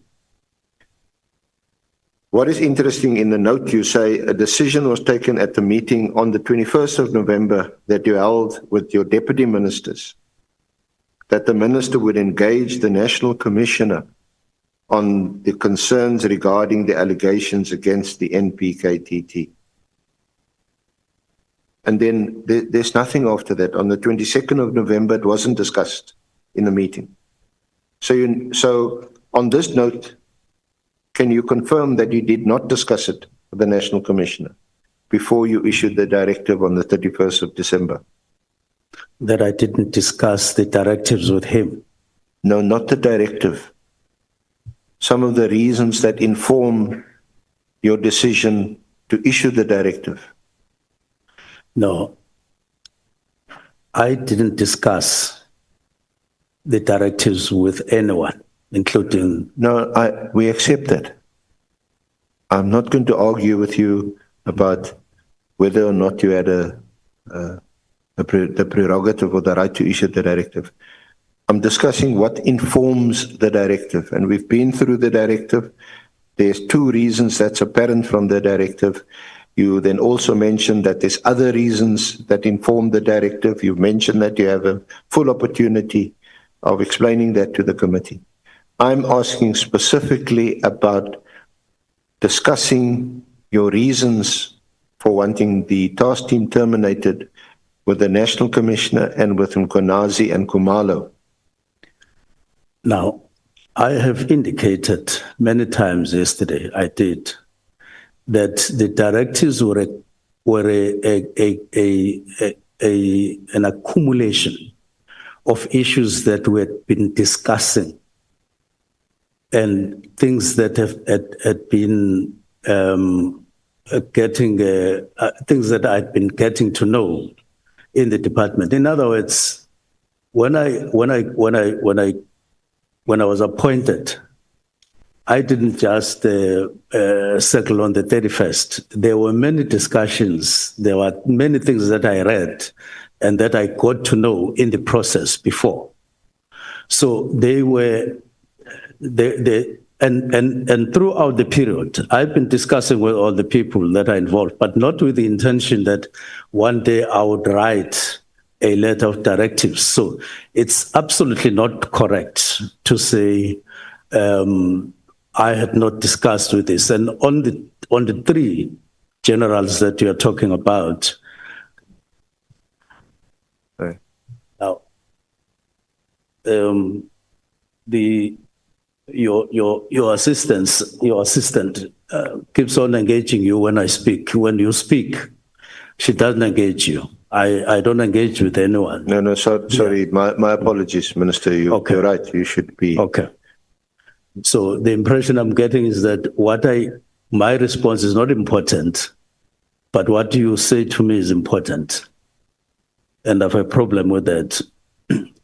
So I'm saying, I did say yesterday, I did not have any particular meeting with General Khumalo, General Masimula, General Mkhwanazi, and General Khumalo. And in a day focusing on the National Political Killings Task Team. There's no such. But discussions include that fall within all the terms of reference. And discussions about this did take place in the meetings that we had. One of them is on the 1st of November. One of them is on, I think, the 22nd of November, the minutes of which I didn't get. I'm still seeking. So it's not like I never had any discussion with anyone on the matters. These are challenges that are within SAPS. These are challenges that we've been discussing. These are challenges that everybody in the top management of SAPS is aware of and have been discussed, but not with a view to writing directives. Those are mine, and those I sat down to think about, and I came up with them, as I say. Minister, I was asking you about your response, which I must accept and assume your lawyers were instructed by you. And in your response to us on the 1st of October, yes, there is no mention, despite the fact that you held a meeting with your deputy ministers to discuss the allegations and other issues in the South African police. Yes. Despite the fact that there was a decision taken, according to this note, at that meeting, yes, that the minister would engage the National Commissioner on the concerns regarding the allegations.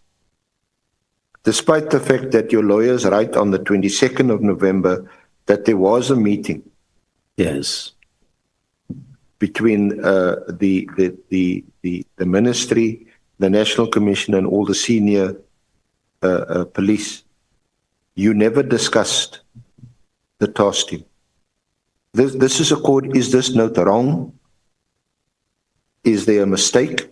Because it doesn't accord with what you told us yesterday and what you are insisting on today, that you discuss this matter at least with the National Commissioner. You seem to today even to be saying you discussed it ever with Nkonazi or Kumalo. If the letter does not necessarily pick up the meeting of the 1st of November and the meeting of the 22nd, it doesn't mean that it didn't exist. It doesn't mean that it never happened. And it doesn't mean that we never discussed it. It just means that there was an omission in the letter. I'm sorry to interrupt you. I'm not referencing the letter at all. I'm referencing a response that was given to us as evidence leaders by your lawyers on the 1st of October. And there's nothing in this response which says that you consulted or had a meeting one-on-one with the National Commissioner about the allegations concerning the task team. This is what this says. The other thing also, I might as well, while I raise this, that the note also doesn't say, is that, and by the way, this team operated illegally since 2022, because you know what, in terms of a 2019 work study, you know, this is just a temporary task team, and I had full authority under the Constitution and the Police Act to disband it. That's also not what this is. That is what I'm asking you about. So I'm asking you, is that an oversight? Is that not what your instructions were? Can you tell us why is there a discrepancy between your evidence of yesterday and today and this note which comes from your lawyers? Well, I don't have sight of your letter in terms of what you wanted from us by the 31st. But even if I have, if there was an omission, I'm ready to admit that there would have been an omission. But today, I have a submission. That I've made to the ad hoc committee, and I've included everything that is at my disposal, understanding fully that I'm in front of the ad hoc commission, and we've done work with the lawyers. We've already pointed at some of the discrepancies anyway in the letters and all of that. during earlier submissions. And I have no problem with that. It would mean that it would have been a discrepancy. But we are in the ad hoc committee, and I've tried my best to remember everything. That includes, by the way, even matters that you didn't ask us to bring to your attention at the time that you demanded or you requested information, which I will make available in the course of this engagement with the ad hoc committee, even though you didn't ask for those. And I'm sure you'll understand and bear with us if there is any discrepancy. Well, quite frankly, that doesn't matter whether we ask for it or not. When you have an opportunity, I'll read our letter to your lawyers now, but the response is a detailed response from your lawyers.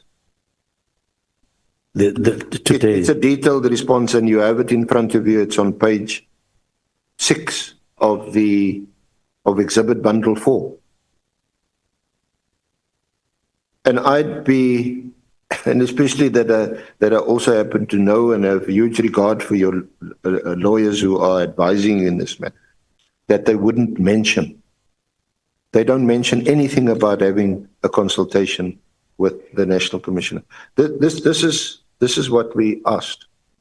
A request for information. It is dated, what's the date?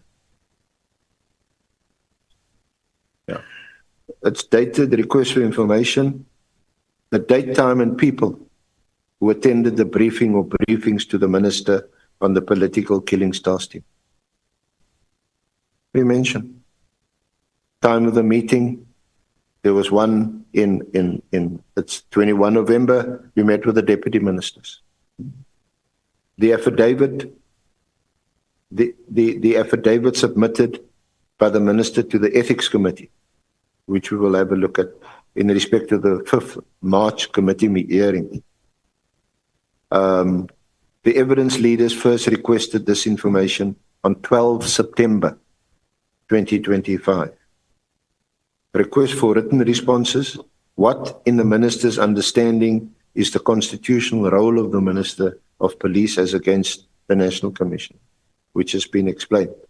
A chronology and summary of the complaints received in respect of the PKTT and, where possible, documentary evidence of such complaints. You've got Dahas, you've got Mashale, you've got Adams, all those things. Were these complaints directed to the relevant persons, and were they given an opportunity to respond or address the complaints? If so, who are the persons to whom the complaints were directed? They talk about Nkabindi's letter to IDEC and the referral of the complaint. Did General Nkonazi make an attempt to contact you after the directive that you issued on 31 December 2024? So those are the questions that we asked, and these are the responses. And what is missing from this response is any meeting or engagement with either the National Commissioner or Nkonazi or Khumalo about the political killings task team and your concerns about it, which has by now already been informed by Dahas, Mashale. You had a meeting with your deputies on the 21st of November. You talk about a decision, not even a suggestion. A decision was taken by you and your deputy ministers that you would engage the National Commission. And you didn't. Or are you saying you did, but it's now missing from this response from your lawyers? Now, I want to repeat in my response that if I didn't include, or we didn't include in our response to you, any issue, for instance, about the decision that we took or the resolution that we took, it does not mean that we did not resolve, as I say in this submission, to the ad hoc committee. We did resolve in the manner that I'm saying in my affidavit today. If it was omitted there, it means there was an oversight. That's number one. Number two, if we didn't include the meeting of the 21st and the 22nd, it would mean that it was an omission, or it would mean that we were still trying to get information on that, but we always knew that that discussion did take place, but we just had to submit evidence to you to say we did have a discussion, even if it was not a day, even if it was not with the three generals, but we did have a meeting or meetings that we discussed, and we've shown evidence, we've given you evidence of the meeting of the 21st. And we say there was another meeting. We may not necessarily have access to that in terms of documents, but it did take place, and it is true that it did take place. Now, we may not have indicated everything in our response at the time, but we acknowledge that we have tried by all means to make an effort to bring everything we are aware of to my statement, not just to that response at that time, to the statement to the ad hoc committee, which we have tried to make as inclusive as possible of everything to the best of our ability. And I think that that would be my statement, that there may be an omission of one kind or the other, but it doesn't mean that what we are bringing today should be disregarded in any way. Okay. So this is not quite a court case, so I'm not going to engage you any further. I've put to you from our side what our understanding is from the evidence that's been led so far. You've given your version. I'm just going to leave it there. Okay. Now, on again, your engagement on the first. This was what is called a follow-up meeting, and I'm referring. Sorry, Honourable Chair, honourable members. Exhibit Bundle 4, the minister's follow-up meeting on HRM matters on the 1st of November, including the organizational structure. And the reference is at page 164 and following. And at that meeting, so again, firstly, this is not a focused meeting on the political killings task team. You accept that? This is perhaps a meeting where does the PKTT fit into the organizational structure? It is not about what have you been doing since your establishment? Has it been a success or not? Is it time to terminate it or not?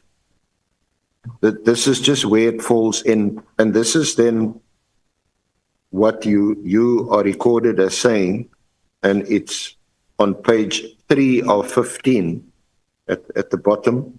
The minister indicated that there must be reconsideration and review of certain capabilities, such as the political killings task team, which are primarily about addressing serious crimes.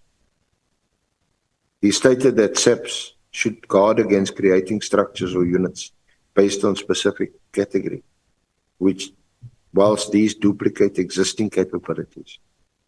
Ministers directed that the presentation should have a narrative to the relationship between provincial commissioners and deputy national commissioners, and must explain their roles and their constitutional legislative imperative or composition. Then at the bottom of that page, General Masemola indicated that the matter of provincial commissioners was resolved some time ago. and that there's a dotted line to the deputy national commissioners. And then later on he says, he gave an example, he further explained, the very last sentence on page 3, he further explained that a political killing capability that is in place in the form of a task team and not a fixed unit or establishment. So that minister appears to be the sum total of what was mentioned at the meeting and what was discussed. And then further to that, yesterday, you took us through this document on page 178, which is the organizational structure, which is this document that you took us through yesterday that was also on the board. And it appears from this document that the political task team is not, it doesn't feature. It features under another category, murder and robbery and so on. So I think we need to round off on this point now. About you, we say not engaging, let alone consulting the National Commissioner and or Lieutenant General Kumalo, Lieutenant General Konazi on the political killings task team. Not at all. Or no. Are you just maintaining that you did? No. Do you want me to respond now? Yes, just so that we can round off this topic.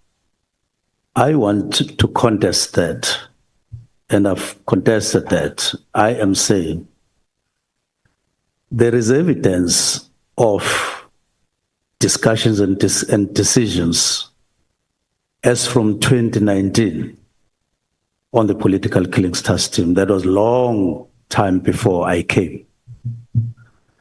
It took the form of a new organogram with specialized units in subs, which were meant to focus on specific issues regarding crime,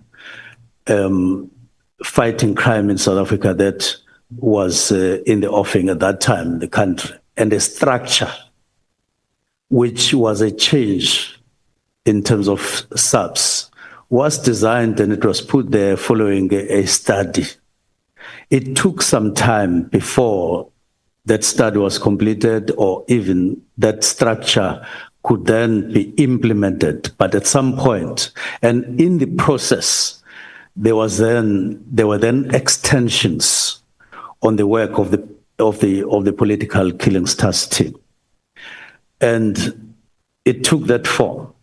But there was already a view, a very strong view, that the political task team, National Political Killings Task Team, is a temporal structure. It's not a permanent feature in the constitution, in the organogram. Even at that time, as early as that time, 2019, a year after the political killings task team was there, and long before I came, and then the structure was there. And then last year, we'd start discussing the organogram. And we pull up everything, all the things that I'm talking about. And we come up with the organizational structure. And this organizational structure bears features of what had been discussed in the work study from 2019 to a great extent. I even said, take note of the fact that the new structure that has been signed, which we started last year, has ORS. Take note of that. Separated now from VISPOL, and that's a new development.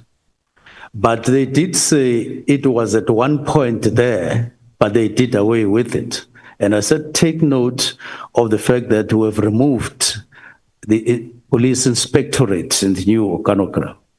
And take note that there is political killings task team as a sub-unit in the new organogram, just like it had been recognized during the work study that you must have units now in a coordinated way. The signed organizational structure, if you have it now in the form that it is, but you keep the current structure, or you keep the team, the National Political Killings Task Team, you will irresponsibly overstretch your budget unnecessarily. That's one. You will duplicate functions within the organogram. 3, you will have people who will not be used or will not be utilized. Now, these are people called people within the serious and violent crimes unit, which has been created. And it will have an impression, it will also overlap to organized crime unit, which is there, but you still keep one other temporal structure outside the organogram, which is approved and which is budgeted for. And my argument is that it will not be responsible. It will not be rational to do so, because the structure already provides for that. And worse, it provides for that, including in the Eastern Cape, including in the Western Cape, including in Gauteng, not just KZN, the 4 provinces that are heavily affected by crime. So you won't have to take 10 people from KZN to go and assist in Gauteng. You will not have to have Fort Hare like incidents, and then you go and say, I'm borrowing people from KZN. Why would you do that? You will have a sustained and sustainable organizational structure operated by us at a national level. And to me, that makes sense, and it will work better. And the current budget that we are using for a separate, standalone National Political Killings Task Team will be infused and will be utilized and evenly distributed throughout the country.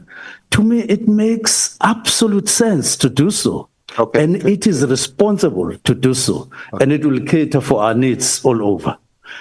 And especially if you put in the new division that we're talking about to assist subs, uniform, and to assist even the units that will be functioning in those 4 provinces. But the structure provides for functionality and existence of those units in all other provinces. And I'm saying to you, Central, we do not exist as South African police to just investigate incidents of killings for councillors.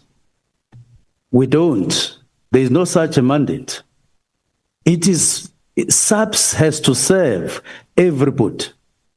Even if you've got to make sure that the resources of the country are used to the best of your ability to protect the people of South Africa, not a particular group of people.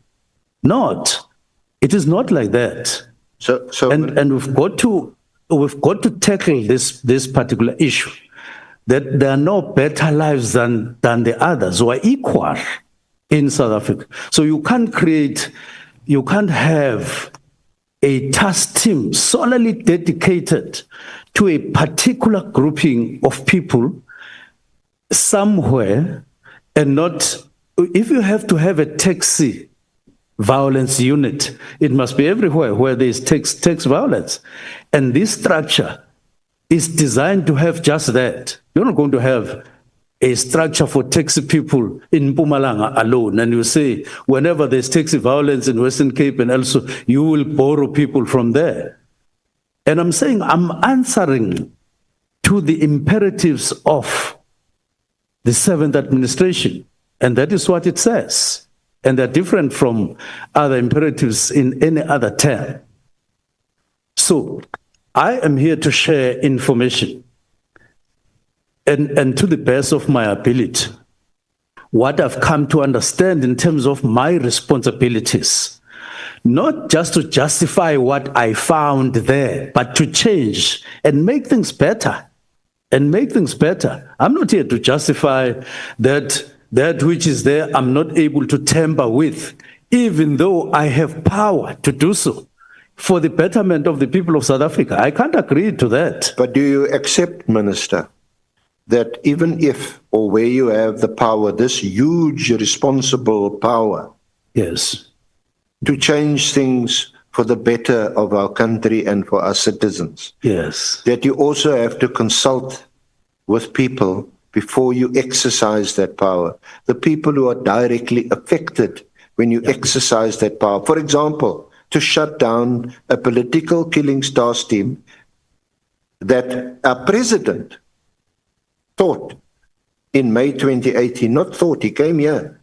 He said the political killings, not because he was discriminating or treating killings in KZN different from killings elsewhere in the country. He said this has become a problem and I need a dedicated approach to resolve this problem.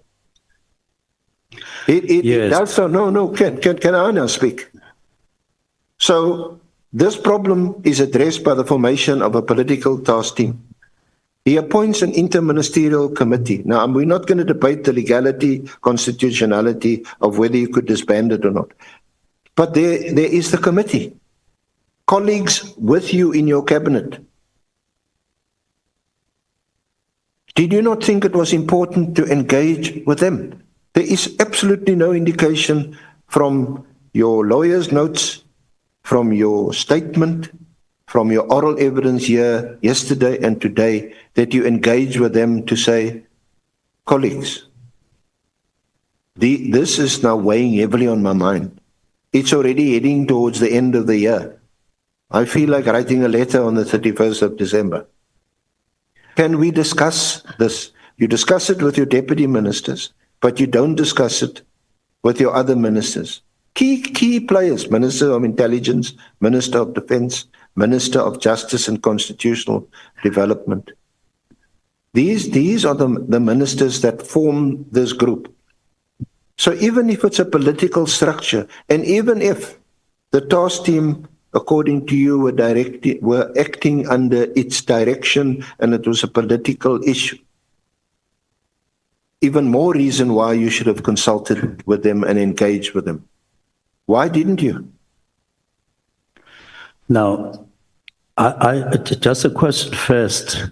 Are you suggesting that we must ignore the meeting of the 1st and the meeting of the 22nd and remove it from my evidence, that it doesn't exist, even though I say it does exist? I'm not going to remove anything.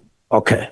Whatever you have said here yesterday, whatever is on paper is part of our record, and it will be taken into account when an evaluation is made by me, by other honorable members of this committee. They, of course, have minds of their own. They're going to evaluate the evidence. I'm asking you a specific question, and I've directed you to the fact that there was this committee, this interministerial committee, and there's no indication from you on your evidence, not discarding anything else, that you had not engaged with your colleagues. I am happy, Senior Counsel, that you recognize the meeting of the 1st of November. I am happy, Senior Counsel, that you recognize the meeting of the 22nd where these matters were raised. But in answer to you, there was no dedicated day. There was no dedicated meeting to discuss the National Political Killings Task Team before I wrote the letter of directives. But I am putting it that the directive does indicate the need for a meeting on the 20th of January, that is after, to discuss in the form of a report. I am saying there was also an indication for the need to discuss in the UNESCO later in January. So those matters were recognized, and I'm saying this is a political task team in SAPS, and don't equate it to policing, overall policing in South Africa, to make me feel guilty that I didn't consult on the team specifically in a dedicated manner in a day. Don't make me feel guilty, because I'm not guilty for that. There are many other things that I needed to do and that I would do that would involve everybody and so on.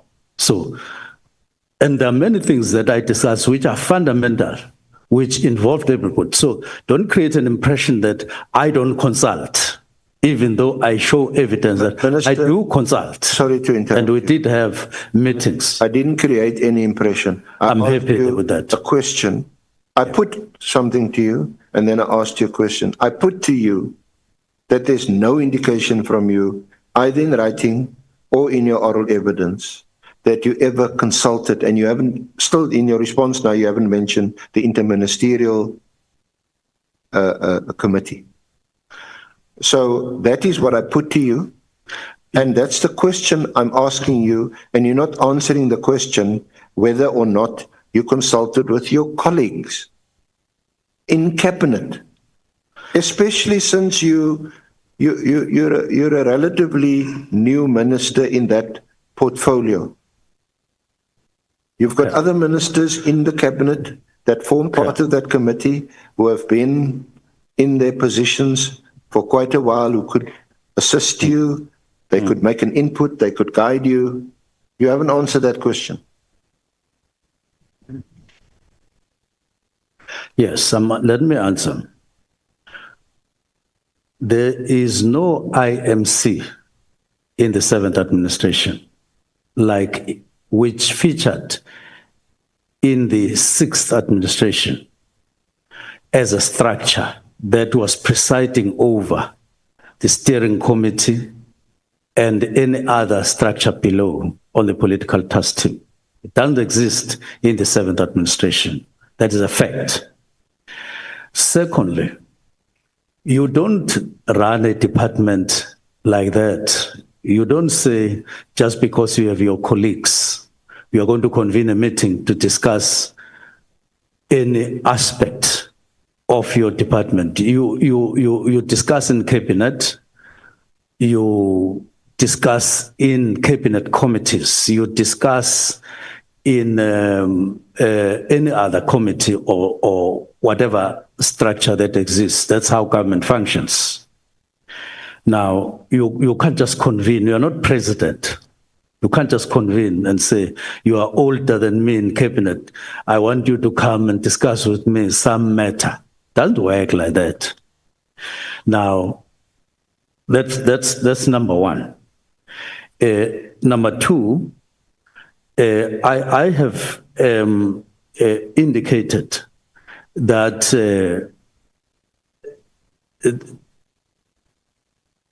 I didn't breach any law. I do want us to have an agreement or a consensus that I didn't convene a meeting with General Masimula, General Mkhwanazi, and General Kumal. Doesn't constitute an offense in the department or anywhere or in the state. It doesn't. That's why I talk about, don't impose a feeling of guilt just because I didn't have a meeting with them. It doesn't work like that. If the discussions took a different form, it then means that it took a different form. If it was not adequate in the sense that it did not go for a full day or so, then so be it. But it shouldn't be registered in this ad hoc committee that I never made any statement for the need of review for that for the kind of situation that exists now, even though it is written in black and white, that we did make policy statements in these meetings, and I'm putting that very strongly that these matters were raised in meetings. If they were not adequate, it means that time for adequate, focused discussions on the matter would have come. Remember, when I wrote this letter, I was 5 months into a 5-year term. But it wasn't necessary. And I'm still saying, I stand by my letter, and it was legitimate, and it was proper that I raised this matter, because by then I had felt that we may even be breaching PFMA. And I needed to be able to be ready to say, when the year comes, I must be able to say, when I realized that there is that possibility, I didn't just keep quiet, even though we may be breaching the law. And that is important to me. That's important to me. So I consulted not on the disbandment, but on the need to review in whatever. But there were matters, as I say, that precipitated the writing of the letter of the 21st. But I did say, even though I decided on the 31st to do it, there were matters that couldn't allow me to consult on the basis of the risk that I explained yesterday. Because if I said this is one of the factors that are making me reach this decision, I couldn't discuss that at that time with them. I needed a particular platform, and this platform is one of those, and the platform in the commission is one of those appropriately created platforms where we can then discuss these matters which concern other people who are affected by matters in the political killings task team. And I'm happy with the two platforms, that they offer us a full spectrum. So I'm saying, don't reach any conclusion on the matter, because you haven't heard it all until everything that has been concluded is there. But I am saying very strongly, even if there was no full day, even if there was no meeting with the three generals that you are talking about, there were policy statements that were made in those two meetings, and they conveyed very clearly what my intentions as minister was. Clearly, beyond any doubt, that I wanted a review, and it is based on work that was started in 2019, very clear. And I have shown that you couldn't have a double, you couldn't have a structure that you intend implementing, which caters for the work of the political killings task team, but still have the political killings task team. You can't say so. You can't have that. It would be irrational. In fact, if I would have been called to account, I wouldn't be able to account. Why do you keep this team when you have a structure that you are supposed to be implementing, which you could have implemented long ago? You don't implement it, but you just keep. And why do you keep a team that deals with matters of a limited category of people in South Africa? Minister, when the majority of people are being killed there, you don't have the same specialization. You can't do that. With due respect, you've made the point. You made the point. Some of us may even agree with you. Some of us may even agree with you that, it should be, your resources should be spread not only evenly, but equally, so that all our citizens are protected in the same way. We may even agree with you, but we're talking about a specific matter here, a task team that was established, they say in accordance with the law. For the first time, you come and your lawyers come and say, actually, that team since 2022 was an unlawful structure. That's open to debate. We're not sitting as a court of law. We'll debate it. We've heard you. I've asked you about the interministerial committee. The short answer after your long answer now has been, it doesn't exist. It doesn't exist. Under the 7th administration, it doesn't. So maybe you can tell us when or where, or in some cabinet committee meeting, or where this initiative of the president has now been abandoned. Maybe you can provide that to the committee. Our focus. So the short answer is that you didn't consult your colleagues. You say you've just been a few months into the position. One would have thought that's even more reason why you should have consulted your colleagues. No, because I didn't have to consult them. Just because one of the most important aspects, not only of the political killings task team, but of other specialist dedicated teams, is working together in a multidisciplinary way, which most people seem to accept is the most effective way of dealing with crime, is in a multidisciplinary way, and the contribution that a dedicated prosecutor plays in that role. Because that's one of the important things that the task team established. They have a prosecutor who directs and says, no, I think you need more evidence here. I think you need to get a statement from that one there. That is all directed by the prosecutor so that the case comes to court quicker. And when it does come to court, the case is ready for trial. Now, let me move on from that. I think I've got the answer that I asked you for, and the honourable members have heard your response. And if they want to take it further, they'll get the opportunity. Now, is it also your evidence that a number of task teams, and I'm asking you, the foreign vehicle task team, the multi-trio task team, the kidnapping and ransom team, the extortion team, the counterintelligence task team, the anti-gang task team, the cash in transit task team,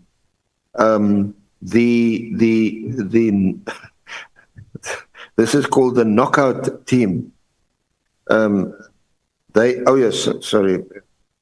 Before I make light of it, they seem to be an important, they concentrate on illicit mining. So maybe it's the Zamas and all that. The narcotics task team, the provincial tracing task team, and I think, the illegal mining task team. These task teams, do you accept they not on the organogram either? Where are you reading from? Because I'm reading from the Murray study, the 2024 study, which you'll find next to your statement. No, they are in the they are in the organogram. But I have said the aim of the study group, of the study, the work study, was to reconfigure these standalone task teams, which they criticized and said, let us have a form of integration, which is reflected in the new structure. And I pointed at two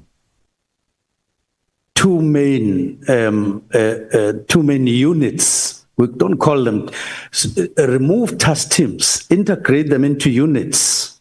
And there are two units. They are called, one, serious and violent crimes, and which is murder and robbery.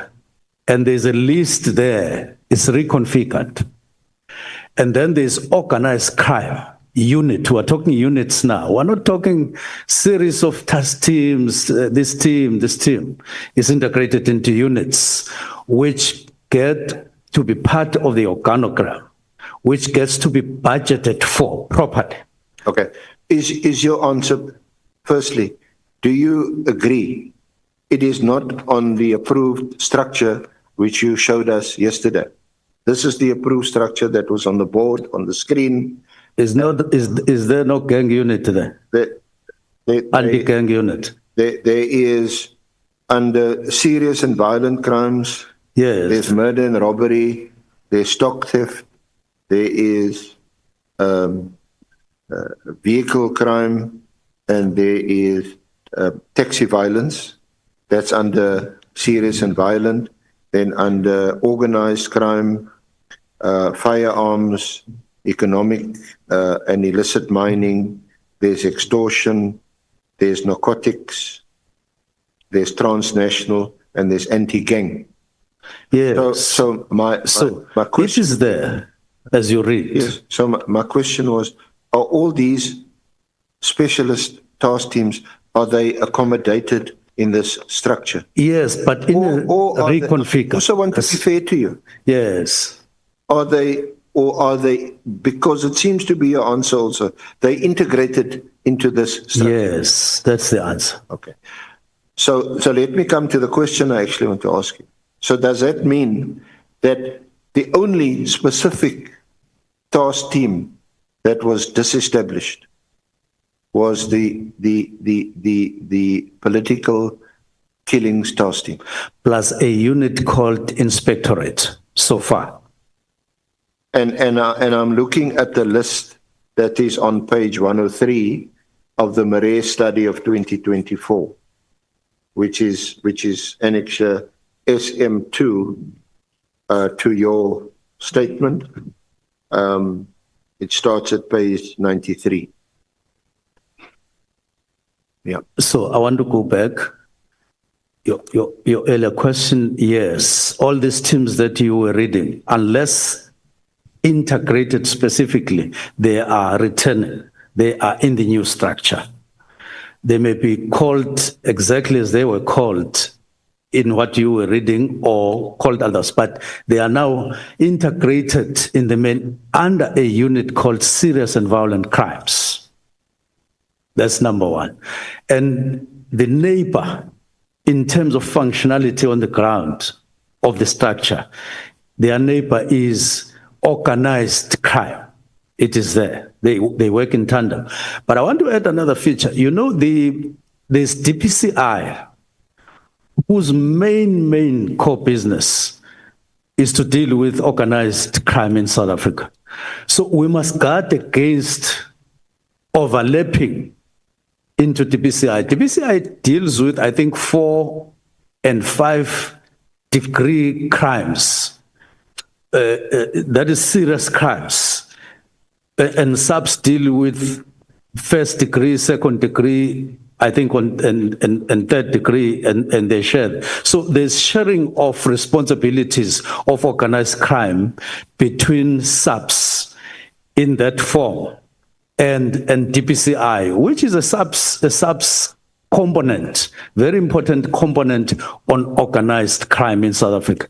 So if you have DPCI, that is the Hawks, dealing and created specifically to deal with serious organized crime, but at higher degrees. And then you have ourselves, reconfiguring ourselves in the manner that we have done so, even catering with first and second degree of violent crimes. Why would you have the serious, political killings task team? Why would you have a team? You won't be able to justify it? And also looking at that, it focuses in KZN, and it doesn't focus in one day. We had a meeting, I think, in this room. The honorable member of the portfolio committee of police, Honorable James.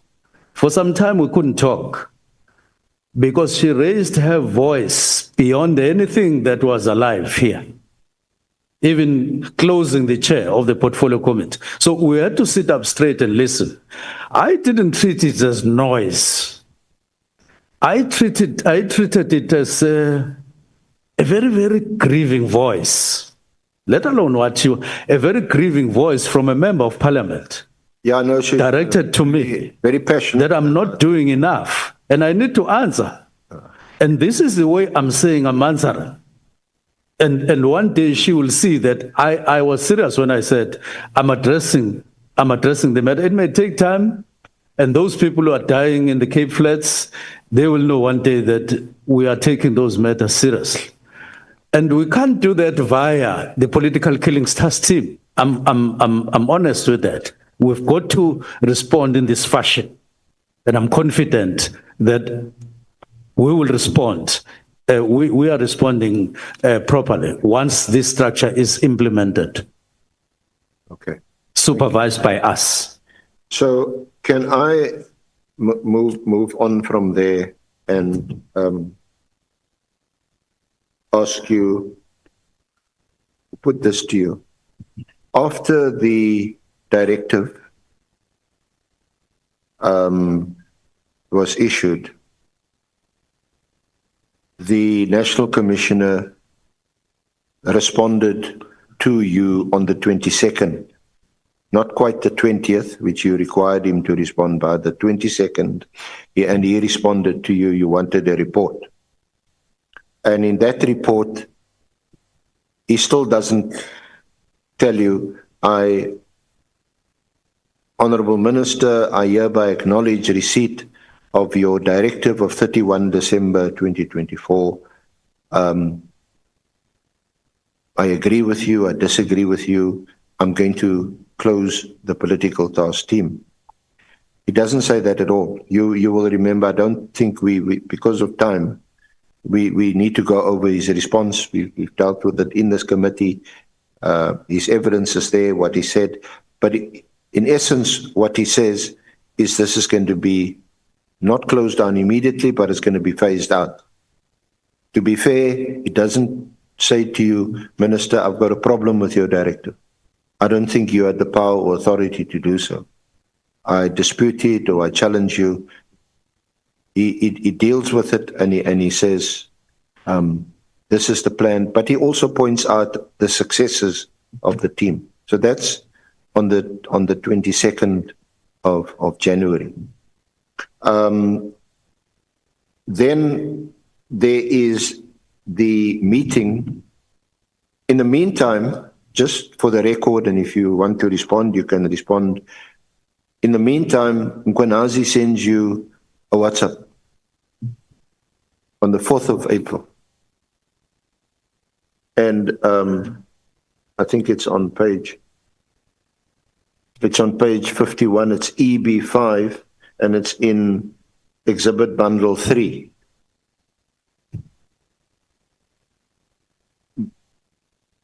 And I mentioned this, we don't need to debate it because I want to get to the Portfolio Committee of the 5th of March.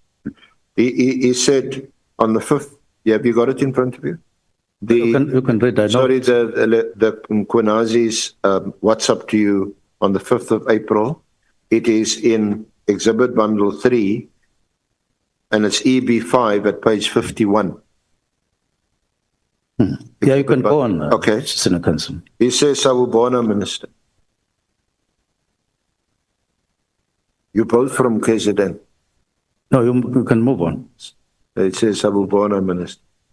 Please forgive for writing this message directly, but I feel that I must respectfully request a meeting in order to deal with internal issues within our organization, which affects me and my family, and has a potential of destabilizing our crime-fighting efforts. I tried to reach out through Ngabindi in his private capacity early in January this year, and later I spoke to him in his capacity as Chief of Staff. And again, I had a special request to the National Commissioner to try and secure the meeting before our appearance before the Portfolio Committee and Police. This situation is escalating, and it has a potential of demoralizing our hard-working members, and there are even politicians that are using these social media posts to sow divisions within the SAPS. I do not like what's happening. Hence, I feel that the minister must call us into a meeting. Yeah, I'm sympathetic to the time. I acknowledge the letter. I have it. Can I just finish reading it? Oh, okay. So that we can iron out everything that is dominating the media space.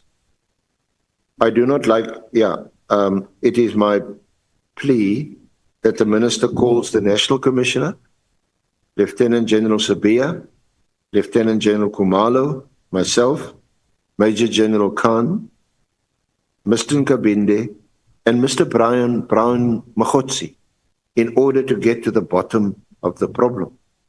It is the prerogative of the minister to invite the executive director, IPID, if he feels it necessary. I've requested to take a vacation leave tomorrow and Friday, but I can make time if the minister decides to meet this week. I hope my request will be favorably received, I take it. And then your response. This is your response. Your WhatsApp message was received, will revert at some point. Okay. You have asked me two questions. General Masimula's response and the request by General Mchunu. Let me respond. Let me start with General Mchunu. I received this, I confirm. I read it, I confirm. I responded to him, I confirm. Now, I started by asking myself, what kind of a structure is this? I was alone. I think we don't have a structure like this in SAPS. Doesn't exist. Where you call the National Commissioner Sbiya Kumalo, you call Mkhotsi, you don't have it. I've been working as an executive for quite some time, provincial and otherwise. You can't call a meeting like this. I couldn't call it. So why did you ignore it? Because there is no such a structure. I'm not complete. I haven't completed my response. Okay. I took a decision that I wouldn't call a meeting like this because I wouldn't know what do I call it? It can't be done. You can't do so as a minister. You can't. As a matter of principle, you can't do it. Even if it raises clearly serious concerns. Why couldn't you tell him, okay, Mkhunu, I'm not going to convene this meeting that you request because there is no such a structure, but I will meet with you. I will talk to you. You tell him you will revert, but you say, yeah, you will revert at some point. And the point is you never did. Now read the first paragraph properly. It says, please forgive me for writing this message directly, but I feel I must respectfully request a meeting in order to deal with internal issues within our organization, which affects me and my family, and has a potential of destabilizing our crime-fighting efforts. Yes, a very respectful meeting. It doesn't, it's not a demand. Now, let me respond, Senior Counsel. I'm saying as a matter of principle, I couldn't convene a meeting like that, where I invite Brown Mkhotsi, who is outside the organization, who is not part of internal organization if our organization means SAPS, which is my interpretation. Then I call somebody and say, come and let us discuss internal issues. But secondly, General Mkhunu says there are matters that are affecting him and his family. Now, what I wanted to do, I wanted to have a meeting in terms of response here, to have a meeting with him alone to say, what is the aspect that affects you and your family in the work of the organization and so on, before I could convene a meeting. But generally, on this one, I wouldn't do so. I wouldn't invite Mkhotsi in a meeting where I'm meeting the generals of SAPS.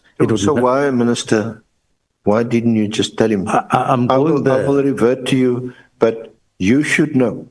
We cannot discuss matters of the importance that you raise with private third parties or private citizens. So yes, I will call a meeting, but it will exclude Mkhotsi or anyone else that's not an officer that serves in the South African police. That would have been a better response. It would have come in a meeting that when I rationalized properly after responding to him, that no, the best thing to do is to call General Mkhwanazi alone, and we meet and we discuss this to say, in order to respond with integrity on the WhatsApp, there must be a particular way, but it would definitely exclude Brown Mkhutsi. But I want to have a meeting with you alone so that you can give an indication of what you want me to discuss. That's what happened. Now, so as a principle, let's separate that. But my thought was I would have a meeting with him so that he could take me to confidence to discuss this matter. Now, this message came on the 5th of April. Okay. But by the 5th of April, a lot of other things had already happened, and they happened, even though I responded in the manner that I responded. And I meant to respond properly to General Mkhwanazi in terms of just respecting that he sent me an SMS and I undertook to meet him. But in the meantime, parallel to those things, a lot of things happened. Now, let me come to those things. Firstly, when I wrote a letter, I mean, when there was a leak on my letter, and General Mkhwanazi, this letter, these directives landed on him. He responded in a particular way. And it was either on the 2nd or 3rd of January. That is before this WhatsApp came. When he responds to the Chief of Staff, one of the things that the Chief of Staff did was to phone me to say, Minister, General Mkhwanazi is in possession of the letter. Apparently the letter leaked and so on, because I heard it from him, Chief of Staff, that there was this letter leaked. So it says it leaked. Oh, okay.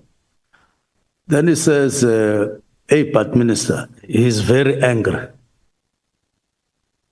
He's angry about what? About your letter, not about the leak, about the letter. How is General Mkhwanazi angry about my letter to the National Commissioner, which has been leaked to him, but it is going to the National Commissioner? Minister is very angry. Oh, so what is he saying? There's, well, a number of things that came, but I'm going to just summarize. This is Kabini. Kabini talking to me about his conversation with General Mkhwanazi in response to my letter, to the leaked letter. And when is this? This must be in early January. It's early January, Senior Council. So this is before the SM. It's before this. The meeting. Yes. It says it's angry. Okay. Further to that, he is saying the minister must withdraw this letter. He's talking to my Chief of Staff. Withdraw the letter. Yes, the letter of directives. Why? He is angry. He is angry. That was the running message to me. Oh, okay. Let me just pause and think about anger and say something about anger. When you are angry about a particular situation, my take is that there could be somebody else who is also angry, but you may not be in touch with those people or that person. So you may not know the weight of anger of the other people in relation to your weight of anger. So it's just a natural thing that will affect somebody's feelings and you'll react in a particular way, but it can't be policy of a country. It can't instruct, it can't guide the minister that somebody is angry somewhere because of what, and then you say you must shape your thoughts according to the anger of somebody, because somebody else may be less angry or even more angry. Yes, sir. So it's a very difficult. So let me go on. So it says angry. Okay. And it says withdraw. You need to withdraw. That's what Nkambindi tells you. That is what Nkambindi tells me. Withdraw the letter. It's quite strong. Number 3, I'm in a long conversation over days because I'm summarizing. He then says beyond that, if the minister doesn't withdraw, there's going to be a fight back. A fight back. And I underlined that term. It means that it would be a fight back directed to me as the writer of the letter. A fight back. Why would General Mkhwanazi want a fight back? What attack? What was the war about? We had a taste of it on the 6th of July. Pardon? We had a taste of it on the 6th of July when he had the media briefing. On underlining that fight back that he is said to have mentioned as a term to Mkhwanazi, I then said, well, let's see, Chief of Staff, let's watch the space and see what's going to happen. And if you want me to jump to July, I would say to you that event of July was triggered by my letter of the 31st of November, because I didn't know what the fight back would be about, what it would entail, what form it would take. But it did inform me about what could be his feelings and intentions to fight back. That minister has written directives to the national commissioner, and a provincial commissioner wants a fight back, and that he wants the minister to withdraw the letter. And one of the things that was racing in my mind, how does this affect General Mkhwanazi to a point where he would say he wants there's going to be fight back? But let me pass that because we need to move faster. Yeah, because this is what Nkambindi tells you. This general is very angry. He's talking about a fight back. He wants the directive withdrawn, and then. So I'm moving on. Yes, and then are you still trying to contextualize your response or lack of response to his WhatsApp on the 4th of April, which is what I asked you about? He requests this meeting. When I responded to you, I said before and after he wrote the letter, there were a lot of other things, and I'm outlining those. Okay, I'm not trying, I'm doing so. So the next term that came, or information that Nkambindi brought, was that he's making a lot of calls in this regard to say, have you spoken to the minister? And have you informed the minister, or have you conveyed the message? And so on and so on. But out of all these things, I underlined anger. And I underlined fight back. Now, in fact, there is a tape recording which I had requested to be made of part of the conversation of him, of Chief of Staff and Cabinet. I don't know whether they prepared it so that you can hear directly on your own that recording. I don't know whether it is. No. My colleague, Ms. Sikalala, is just listening to it. That's why, Honorable Chair, she's excused herself. And we will play it. shortly. Yeah. I would say on a lighter note, Senior Counsel, that's what happens. That's what happens when you prepare. In my conversations with the office, it was going to be read and made ready. Now, when I want it, it is not there. The questions that you fired to me, that there's something that is not there in my preparation, but it is there in my evidence. It happened exactly the way it has happened to you. But I'm saying this on a lighter note. So what's your score now? Like 1-1. You didn't prepare. I didn't prepare. No, I'm just saying. We're not doing as well as Bafana. No, but I want to go on. I think we got the audio this morning. So it's a bit short notice, but anyway, just before the game started, Okay, let me move on. So it shapes your thinking because you are now sitting up straight.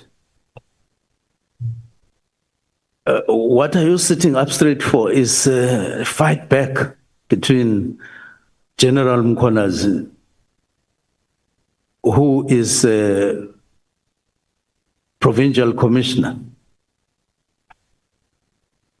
So just while we wait for the audio and before we play it, did that inform your response on the 4th of August that you had now previously been told, in fact, even heard the kind of anger of Lieutenant General Mkhwanazi? Did that inform your response by saying, look, I've received, but I'll revert to you shortly.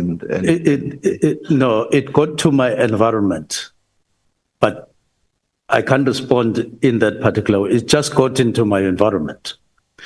Now, let me move on. Sorry, Minister, Chair, can we just take a very short break? I just want to discuss this audio because, Minister, I take it you would prefer the audio to be played before we carry on. Yes, it's just a brief thing. I think there are aspects that I think the ad hoc committee would need as part of my evidence. Honorable Chair, can we just have a very, very short? Yeah, I want you to note that you have requested, the two of you have requested these honorable members to give you 2 days. And they have gracefully given you the 2 days.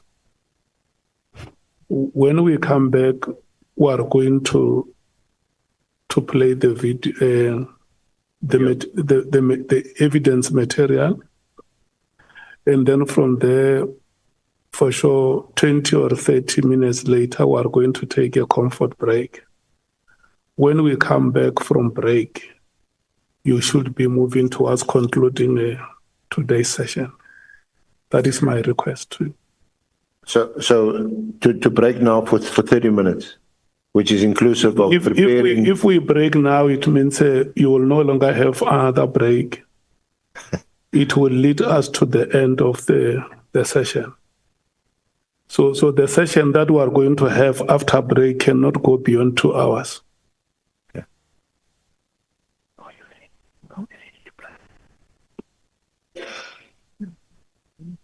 Hmm?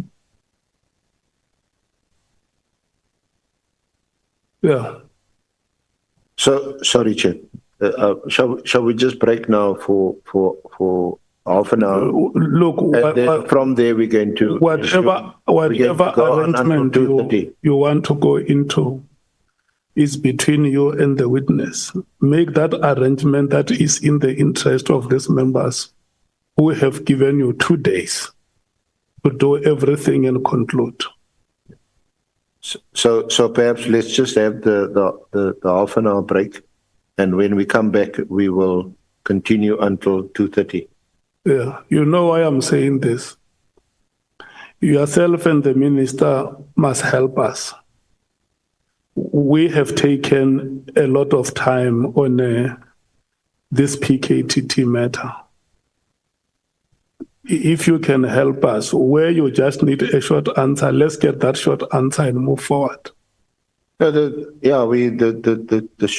not a short answer, but the request from the minister, which I'm inclined to agree we should grant, is that we should play this audio conversation, discussion, whatever you want to call it, between Kunazi and Kabinde, because it's important context for the minister's response. Yeah, what I'm saying is that where a straightforward answer is needed, that answer should be given.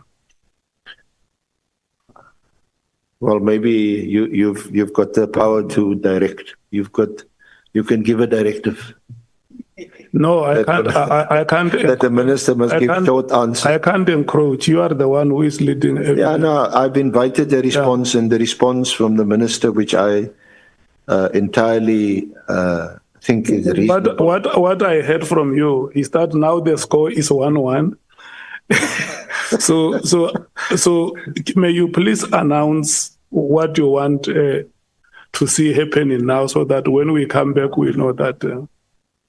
If we can all agree to break for half an hour, when we come back, and we'll play the audio. We come back at 12:30. We can't go beyond 2 o'clock. As you please, Chair. Thank you so much.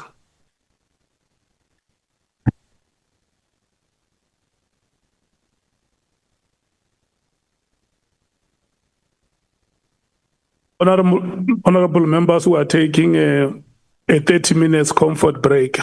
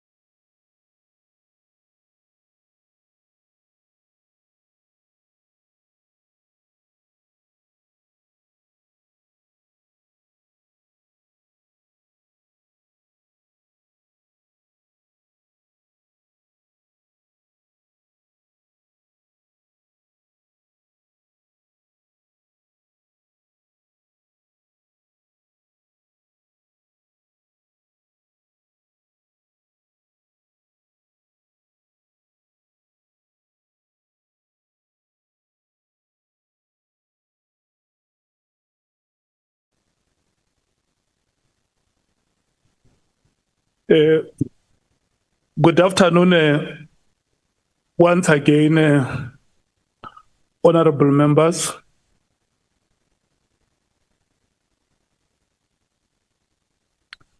The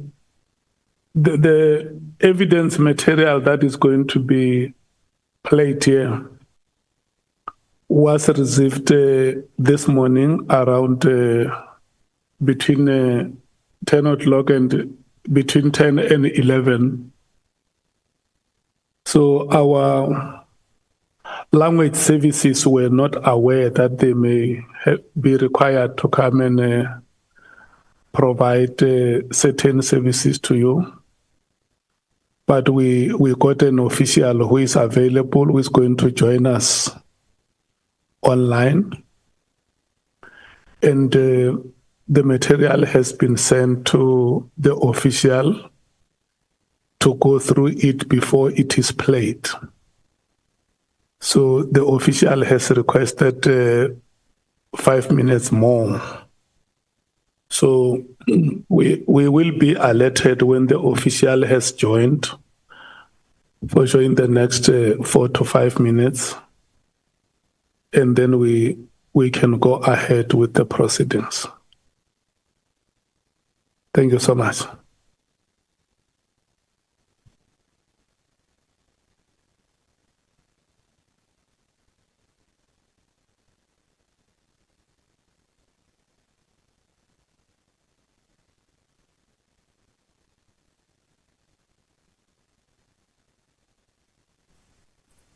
Good afternoon, Chairperson and the honorable members. Good afternoon to you. May you please introduce yourself? My name is Michael Koli Sositole. Oh, thank you so much, Mr. Stoll. I'm told that you have received the evidence material. Is that so? That is correct, Chairperson. And have you had a chance to listen to it? No, Chairperson, I prioritized yourselves first, just to be on board to inform you that I've already connected. Then I just need to listen to the audio. I did listen to it a little bit, and the manager, Mr. Nduli, requested me to connect so that the committee is aware that I'm online, so that we don't delay the proceedings. I will just need, I don't know how long it is. I may need just 3 minutes. Yeah, but the language that is used as a medium in the audio, do you understand it, so that we don't have a situation where you come back and say, hey, I don't understand this language? I'm Zulu. I'm a former head of interpreters for Zulu in Hansard. Okay, so, no, we have comfort with that statement. So just play the video first, the audio first, and then go through it. For the time that you have requested, you will inform us when you are ready to proceed. As may please the Chairperson. Thank you so much.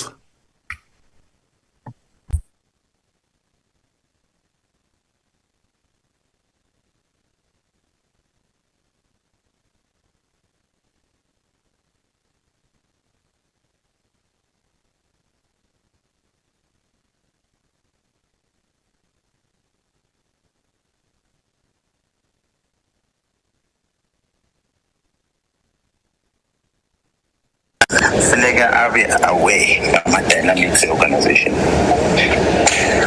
Where do we come from? What was our land back in the days?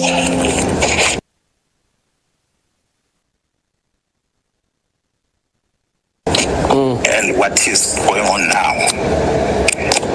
More than anything, to withdraw a task team, a business investigation, and yet we have not received a presentation at the investigation officially. When I'm at least okay now, when I everything, I was saying to myself, if I have a bunch of I assume any problem for now, there, I gave disbanded team ukuthi akwenziwe ngamadokhumenti because we are now talking about operational things and whether you can't say this doesn't work, this works, how would you get into the conclusion? My appointment, if there is an intelligence that you have that says unale manipulation, these things, then you can justify and say, okay, before you continue now, I need brief food once again. Yes, okay. But the low stop operation on its track, investigation on its track, we stop it. It's going to have some implications. So that was my concern. We check the umdala and local menai. And from tomorrow, would abe at the legal trailer. Is being some officials because using some officials is the problem. Some officials of the night of an order. It's such a decision now, but a decision about officials say decision about Flavi.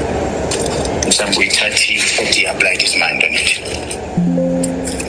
Anje nalento ke sivela kanjena kwamina ngingakamtsheli yabona nje hayi isiyahlupha ngoba yilabo sifuna umtshela khona ubona ukuthi the reason why ufuna ukumbona into njengana lezi ngoba abantu uyabona kwayena izogcina ifikile kushuthi lento ngoba sazi phela iseculator kanjani lento manje izofika and inegama lami phezulu mayesethi awusangitshela into esensitive kangaka ilapho sefanele umtshela khona ukuthi ngithema ngabe ngifuna ukubona ngale ndaba le wathi wona sihlangana eCape Town so umtshela ukuthi bona ndifuna ukubona wathi sihlangana eCape Town. I was willing to intervene as because there are certain things that came to my attention.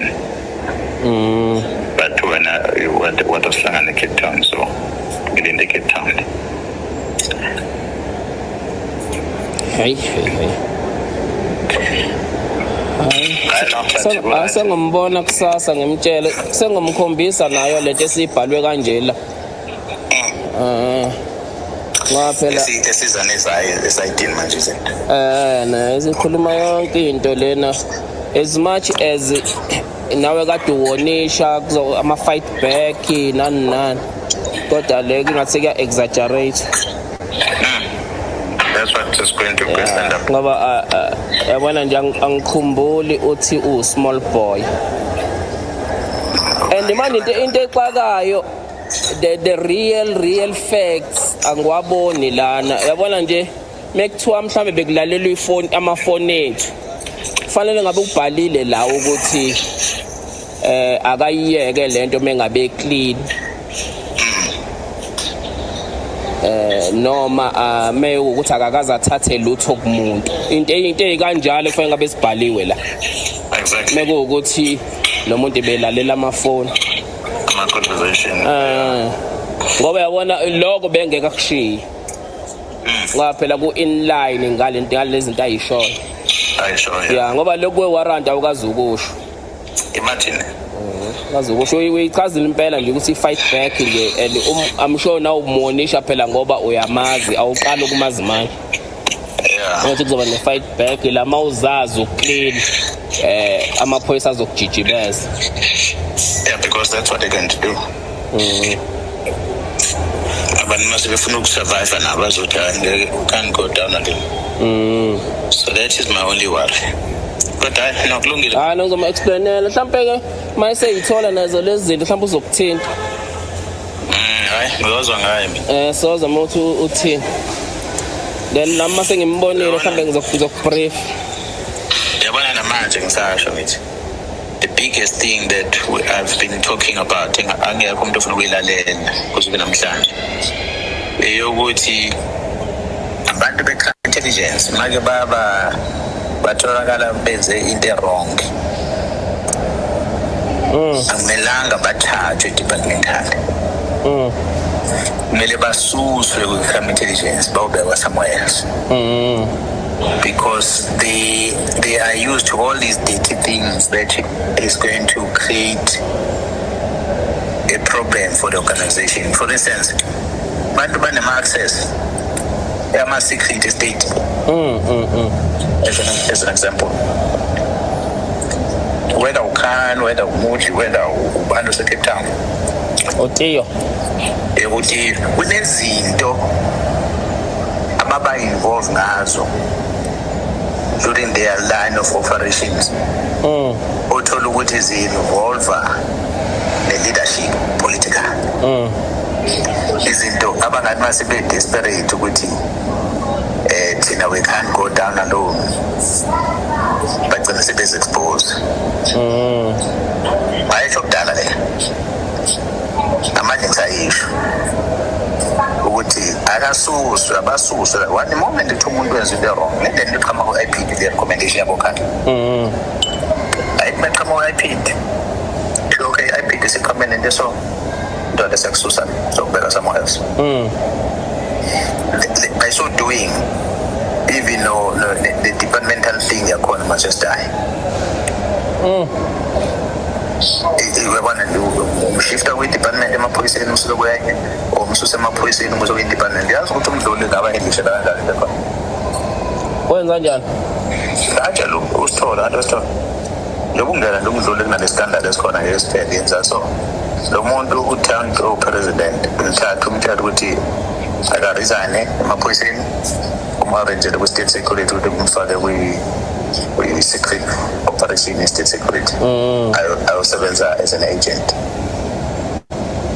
By so doing, the president is overhead who is still around. The public behave who are saying, "Come on, we say." They don't depend on you. I'm so sorry that over eventually get finishing anything. So nada. It's the same thing, so. Tell abantu abafisa ama-disciplinary steps kwi-crime intelligence. Bengamelanga bajajwe.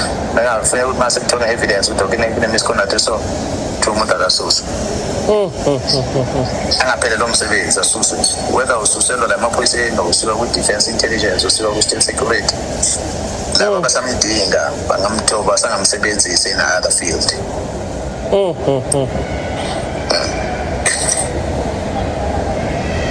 Bayabona nje mina personally ngiyazi relationship ukhanda nayo no Julius. Ngiyazi ukuthi how close are they. Ukuyetafuleni was not by mistake. So umbuzo ekutheni-ke obana ba-influencer bangabe se-face of music and usupport ubani for i-defense yakhe. Badefende umuntu efanele bamdefende yini. Exactly. Bese kuzoba usibiya nawe nezakhe East. Ufuna history yakhe la.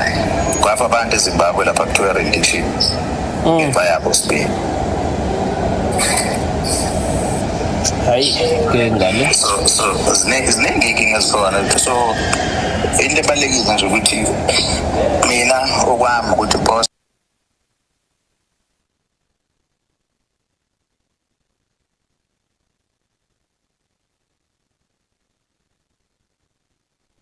Is it disrupted or that is where it ends?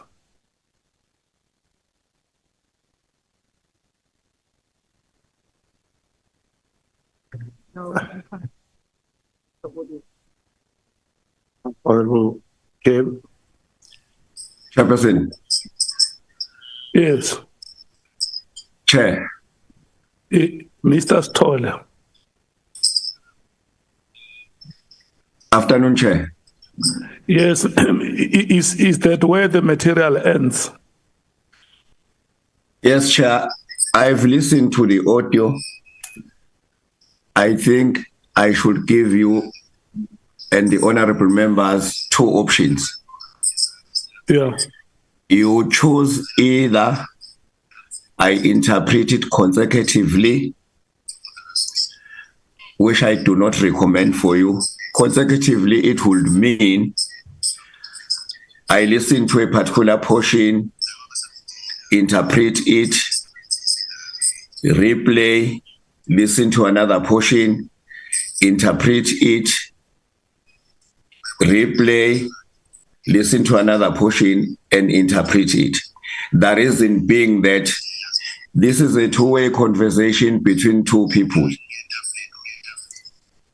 Or else, I do it simultaneously. The sound and vision official there by you plays it just continuously, and I just interpret up to its end. Okay. Hold it there. Honorable members, do you want a consecutive or simultaneous interpretation? And Chair, on the second option, I am not sure if the member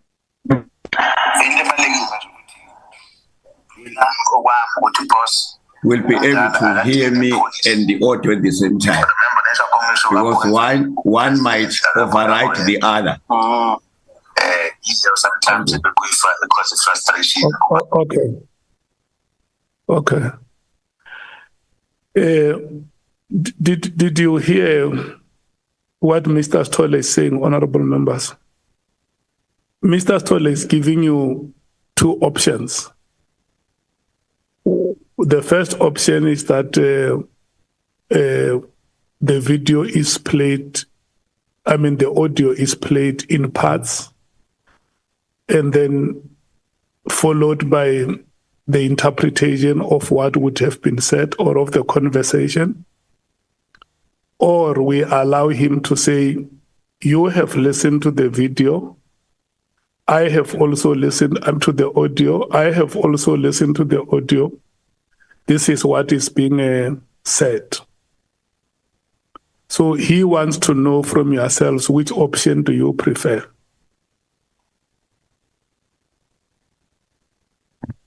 Chief Whip. Excuse me, Chair. I don't know what happened. The part that I was looking for is the part that they are referring to in the conversation, but it's not playing directly, where there seems to have been a threat that if I know I am clean, including the period when I was premier in KZN, then I must then go on with the disbandment. So there was that part. So I don't know whether he cut and started later or something in the tape. But that is one that I wanted more, because to me that was a threat. Did you hear it being? I didn't hear. What I hear is them referring to it, to say when we were talking, and then somebody seems to have overheard us and recorded us. There is something that they should not have missed, those who were recording us. Yeah. Like 1, 2. So they merely are referring to it, but they are no longer talking to it. So I don't know whether it is part of the tape. The material that is being played here is the one that you submitted yourself. Yeah, the one that was playing is just part of it, but not specifically where there is a threat, which was my intention, to add on the kind of conversation that went on. And it was the last one, that one, for now. Okay. Where on the audio is that part? Is it towards it seems to be before. He can tell us where, but I'm saying if he hears us, there's a part where they seem to have discussed, or where General Mkhwana seemed to have said, if Minister Mchunu knows that he is clean, he must then go on with the disbandment. Yeah. So that is the one. What we need from you is guidance, so that if that part is to be played. Yes, that's the only part that Mr. Stolle must know. Yes. Where on the audio must he locate that? Is it at the beginning of the audio or towards the end of the audio? Yeah, it sounds like it is before, from what he played. And that would have been 1 minute or something like that, and then we close. Okay. Honorable Malim. No, Minister, what we're asking is, if this thing is 12 minutes, if it's 12 minutes, from which minute does it start, that portion? Because in the consultation with your lawyers, you would have emphasized that, and they know from 3 minutes to 4 minutes or 5, 7, which part of that? Because we want him to go straight on that one. I really wanted, I thought that I had put the request very, very clearly that it is the part where he says, if the minister knows that he's clean, including when he was premier, he can then go on. That is the part that I wanted, because I had already conveyed the others, like anger, like... that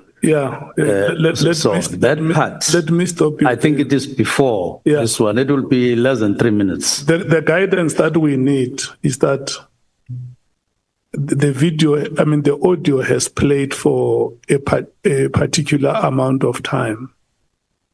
So when you were listening to the video, the part that you want heard by this ad hoc committee, where do we locate it? I see your team is trying to help you there. Yes.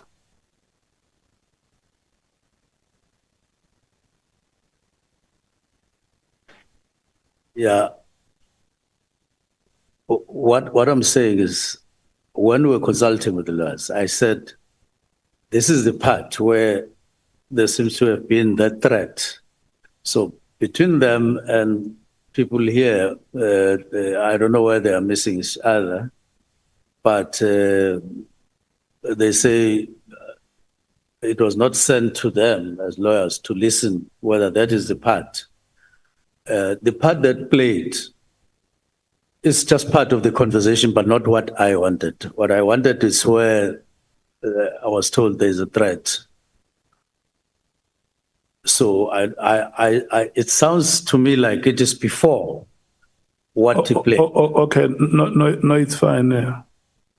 Let's do like this. In the meantime, let's allow the senior counsel to proceed outside this material, because what he said to me is that because he received this evidence this morning, surely on his scope for today, he doesn't have questions based on that evidence. It's you who requested the part must be played because you want, is part of your presentation.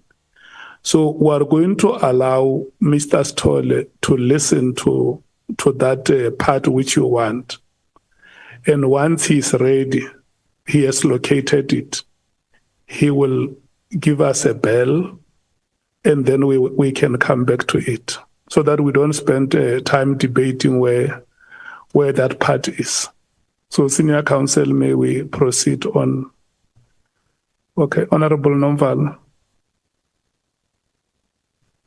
Yeah, thank you very much, Chair. No, Chair, before we proceed, we just want to register our concern in relation to how the council is conducting what he's doing, Chair. Our understanding, and I know we're trying to prescribe the manner in which he must ask questions, but our understanding, Chair, is that he must cover all the aspects of the evidence of the witness and all the aspects of the terms of reference, because from those we can be able to identify follow-up questions for tomorrow, because we're not only going to ask original questions. There are follow-up questions that will come from what he has asked from the witness. Now, the pace under which he asked his questions and the responses thereto is very worrisome, because as from yesterday until today, he has only dealt with one aspect, the PKTT aspect. So if maybe we can change the pace, because we're really interested in him getting to all the aspects that are covered by the witness in his statement. I know that you have given guidance in that regard, but we just want to put an emphasis to say we are interested in what he is doing. He is not only doing it for himself. he does it also for us as members of this committee so that we can be able to identify contradictions if there are any and follow-up questions. So if we can improve, and I doubt that within the remaining time, he is going to be able to cover everything that is left. But the reason why we raised the issue of long answers to questions yesterday was because of what is happening today.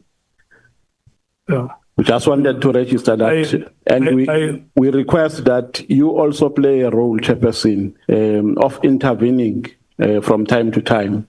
For instance, if a question has been asked and responded to yesterday, there is no need to go back to the same question that was asked. And that's what we have discovered, is that many issues that have been asked today are issues that were asked from the witness. And the witness today kept on saying, I clarified, or like I said earlier, he kept on repeating the same thing that was asked from him yesterday. Thank you. Yeah, no, I agree in part with you. Because the evidence leader has not only focused on the PKTT since we started yesterday. So, but I take the emphasis that you make, but it is not entirely accurate that the main focus is on, I mean, that focus is one-dimensional. Let's allow them to proceed. Remember, the witness is the one who requested enough time. And I agree with you that the entire part of this morning before lunch, the dominant matter there has been the PKTT. And that is why when we broke, I made that call to say, we need to go beyond that.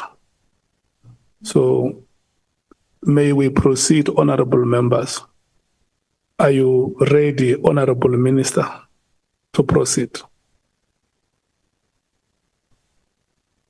Thank you very much. I was just left with one intervening issue before the letter came, and how it reconstructed the environment such that, apart from not being willing to meet in the format that was suggested, I was willing to go on with the meeting, as I indicated later in another meeting to General Mchunu.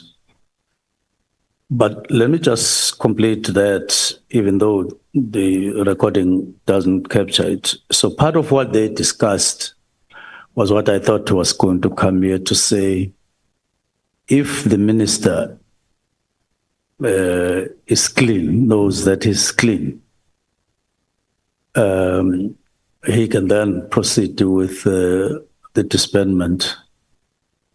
And to me, that was a threat.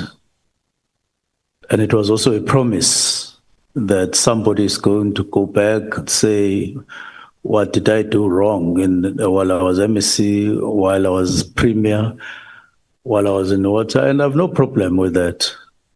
I have no problem. People can go and start from day one when I was MEC, check any wrong and Premier and water. Those things are fine. But in the context in which it was said, it becomes a weapon. It becomes a weapon to say, don't do this, even if it's correct, even if it is lawful, even if it's constitutional, because I don't like it. If you do it, I'll go and dig what you did wrong at some point, if there is. And I don't think that people should take it for granted that the wrong things that I did that constitutes unlawfulness during those period.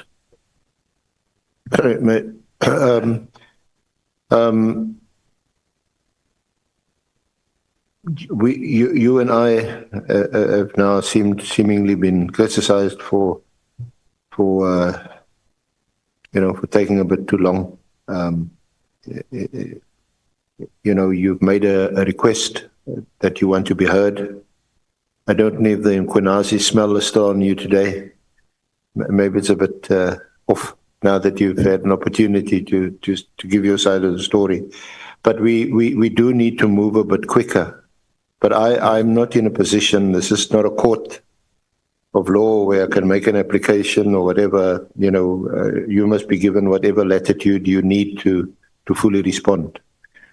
But it would help if we could just get to the point now. The questions a while ago was about the WhatsApp of the 4th of April, and then you referred us to this conversation of early January with your chief of staff. I accept it's relevant, but was that just mentioned, or are you mentioning what appears to be a threatening conversation between Mkhwanazi and Gabinde? Is the point of that conversation your lack of response or your curt response that, okay, I've received your WhatsApp, I'll sort of deal with it later? Is that the reason why you responded in that fashion? Let me go on to say that it constituted or constructed a particular environment. And I'm not saying that it is the only reason, but I had to look at it, and I considered it in the environment that it brought in that had not been there, the threat. So I passed that in line with what you are requesting. And then just in terms of the conversation very quickly, because we'd also been asked about it before it was even played.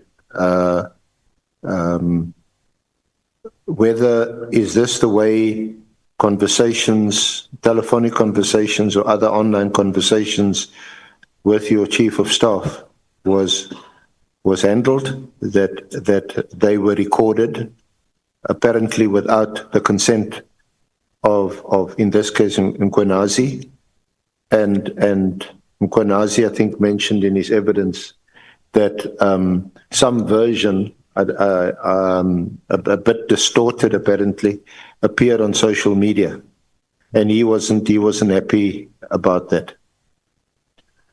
So the question is just that, are you aware that your chief of staff, obviously, he recorded it, he mentioned it to you, but is this the way you conducted things in your office? No.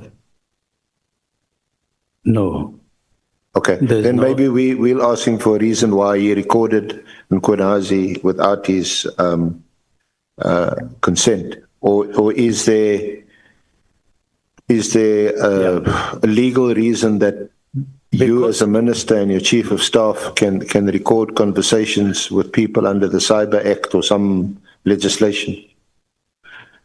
Now, we don't record people. I'm not aware of anybody in my office who have ever recorded a person. But in this instance, it's me who advised the chief of staff to say, you may need to record your conversations with General Mkhwanazi because of the threats. It was not because for the commission, I wasn't thinking about the commission or any other thing, because he kept on saying, General Mkhwanazi is angry.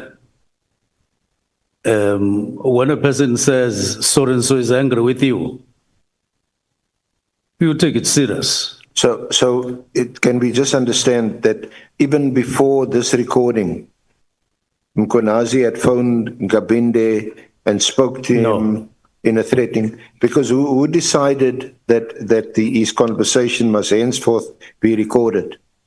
First, he just told me that there's a threat. He's angry. He's saying 1, 2, 3. Okay.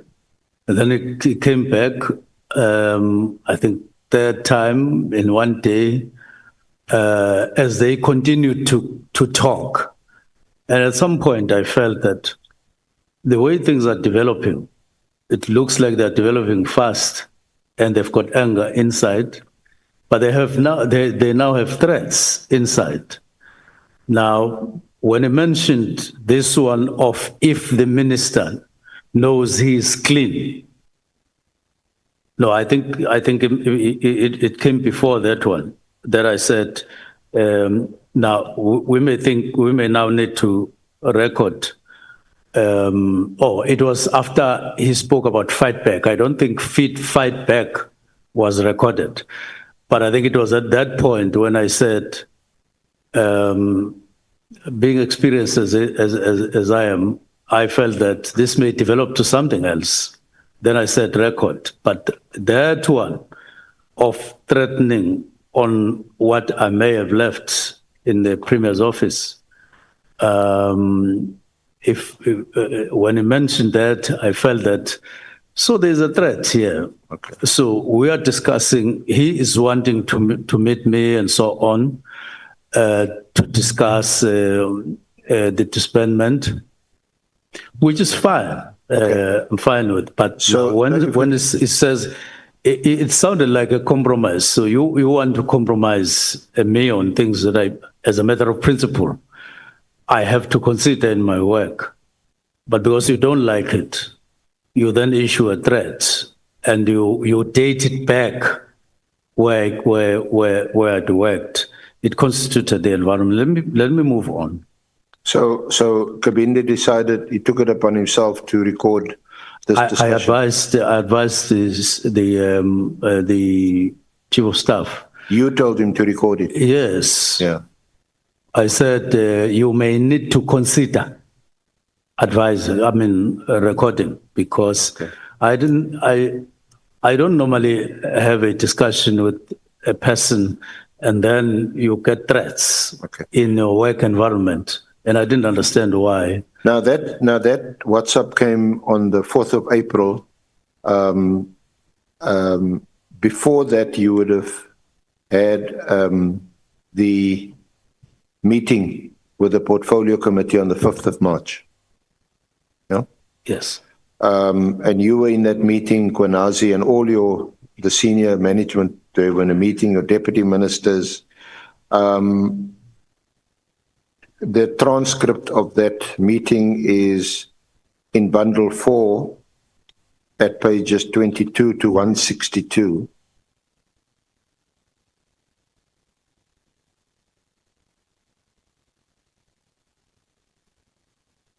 Now, the agenda for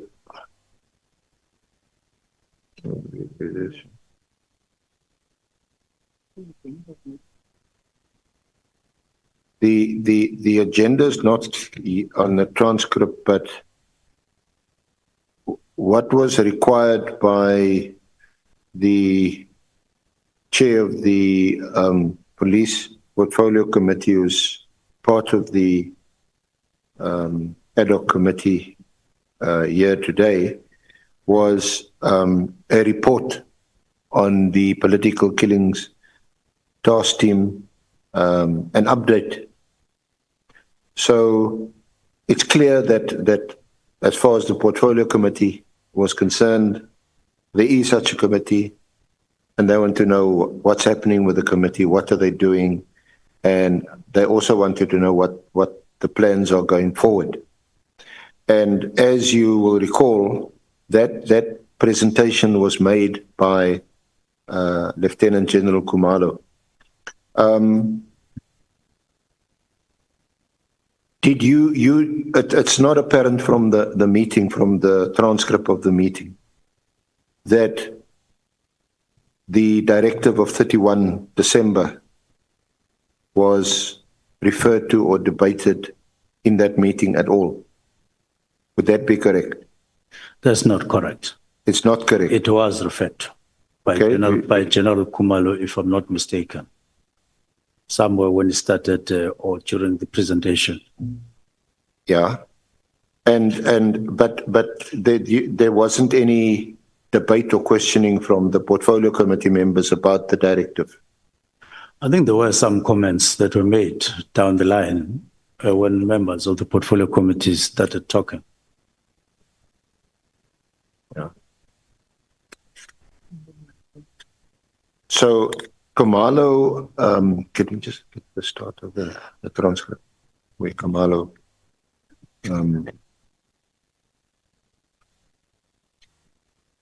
So anyway, we're going to just find the start of.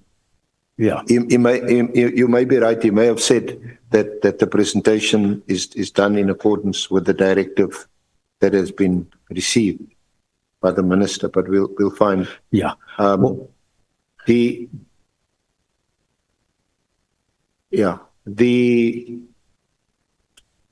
point though is that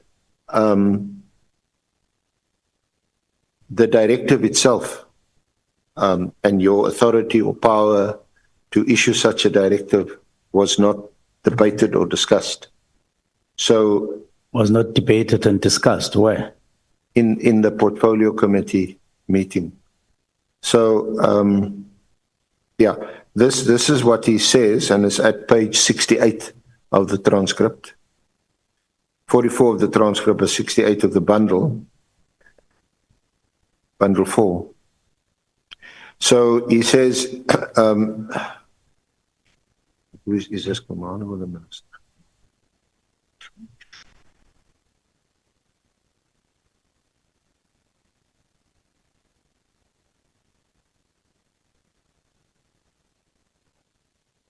Yeah, Kumalo starts his address on page 62 of the bundle. Then where he says, the Divisional Commissioner Crime Intelligence, thank you, Honourable Chair. Moving on next part of this briefing on the political killings task team, looking at status and successes so far. Then our first stop will be a brief look at the threat and risk assessment of the threat is continuously done. And then to where I wanted to be at page 68 of the bundle 44 of the transcript, the second paragraph. He says, lastly, Honourable Chair, I will touch on the current status of the team. The Minister of Police had issued a directive to the National Commissioner regarding the disestablishment of the National Political Killings Task Team. There were various meetings that has been held, and a detailed progress report has been submitted of the office of the Minister. It should be to the office of the Minister. The disestablishment or disbandment will take the form of a transition from the National Political Killings Task Team to the component serious and violent crimes, specifically murder and robbery unit within the Detective Division and Forensic Services. This transition will ensure continuity of these cases, especially those that are under investigation and those that are still at various courts. So, a few things that we can hopefully agree on and get through this quick. Firstly, he proceeds on the assumption that this directive has been received and will now be implemented in whatever form it's going to be implemented. And in fact, he says the disestablishment, disbandment will take the form of a transition from National Political Killings Task Team to component serious and violent crimes. That seems to accord with your explanation and your understanding that you had given earlier when you discussed the various components and said that this task team has been integrated into the component serious and violent crimes on the organogram. It specifically says murder and robbery unit. So we agree on that. We also agree that the directive itself, there doesn't appear to be an indication. Maybe when his turn comes, Honourable Member Cameron will ask you about this, but it doesn't seem to have been a discussion on the directive itself. Would that be fair to say that? You weren't questioned about the directive by any of the members of the portfolio committee.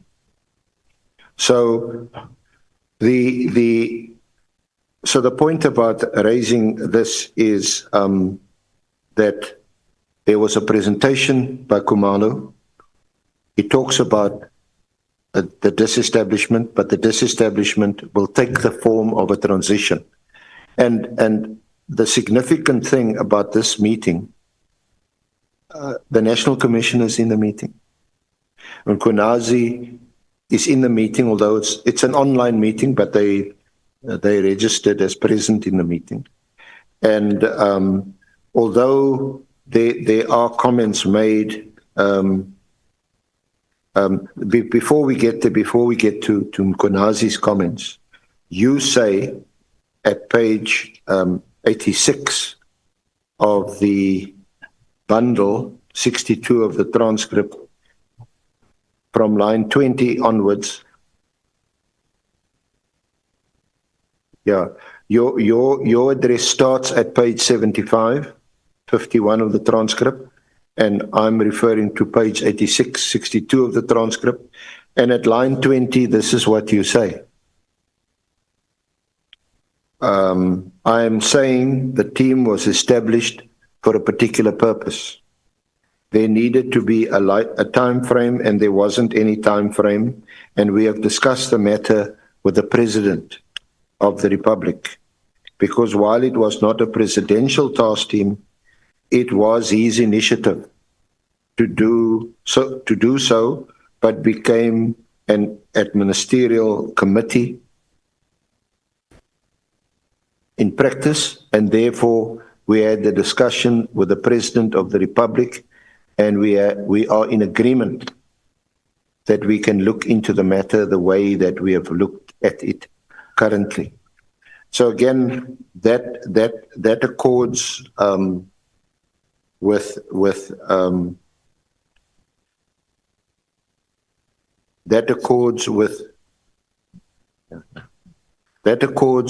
with your explanation earlier, the way you saw the matter. And again, I can't recall that understanding of yours being contested. Isn't it this? Yeah. So can we at least agree on that? You're nodding yes. Yeah, okay. fine. Yeah. So can we also agree that you didn't specifically, and to be fair to you, it didn't seem to me required. I'm just thinking about it actually right now, just not making this up, but what informed your decision? What informed the directive? You weren't asked about it. There seemed to be at least a tacit acceptance that you issued the directive. Khumalo's reporting that it's now going to be implemented, although in the form of a transition. It's not going to be done like you directed immediately. There's going to be a transition. So any of the concerns, all these reasons that you gave about the budget, about the Haas, and Adams, and although I think Adams was in the meeting, those issues you never mentioned. In other words, you didn't have to justify the directive. So that you also agree. You also didn't mention that you believe that the PKTT was in fact operating illegally since 2022. You didn't mention that specifically. Yeah, the portfolio comments. Yeah. No. Again, to be fair to you, it seems that it wasn't necessary for you to do that because you've now given a directive, it must be disbanded. And although the key differences between you and Masemola and Khumalo was that you may have wanted it immediately, but you explained earlier, I think yesterday, what your understanding of this word immediately meant. It didn't mean it must be right now. I must explain at this stage that the portfolio committee is not chaired by me. It's chaired by its chair. Yeah. And it's a meeting of the portfolio committee. It has got members. As minister, you get invited on specific matters, and you present on those specific matters.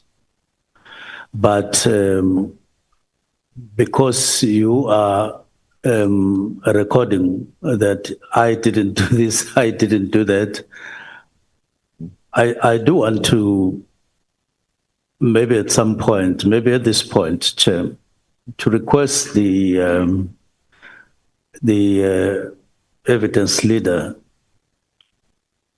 just to point me at where exactly does this come from as a provision that when minister wants to take a particular decision, you must consult maybe certain people or whatever. Is there any provision? Because it sounds like I've got to produce a provision where it says so, which then I breached. That's why I asked earlier on, did I breach in a constitution and so on. Now, when it comes back again, while you are asking other questions and say you didn't, it sounds like there is a provision that I omitted. Is there any provision? There is a provision if you are taking what is called administrative action. And you're exercising a public power that constitutes administrative action. There is a provision in Paja which says that you're required to act procedurally fairly and you must give reasons. There's a host, your lawyers can point it out to you. If you're taking what you appear to have taken or what you claim you have taken executive action, then there must be a rational basis for it.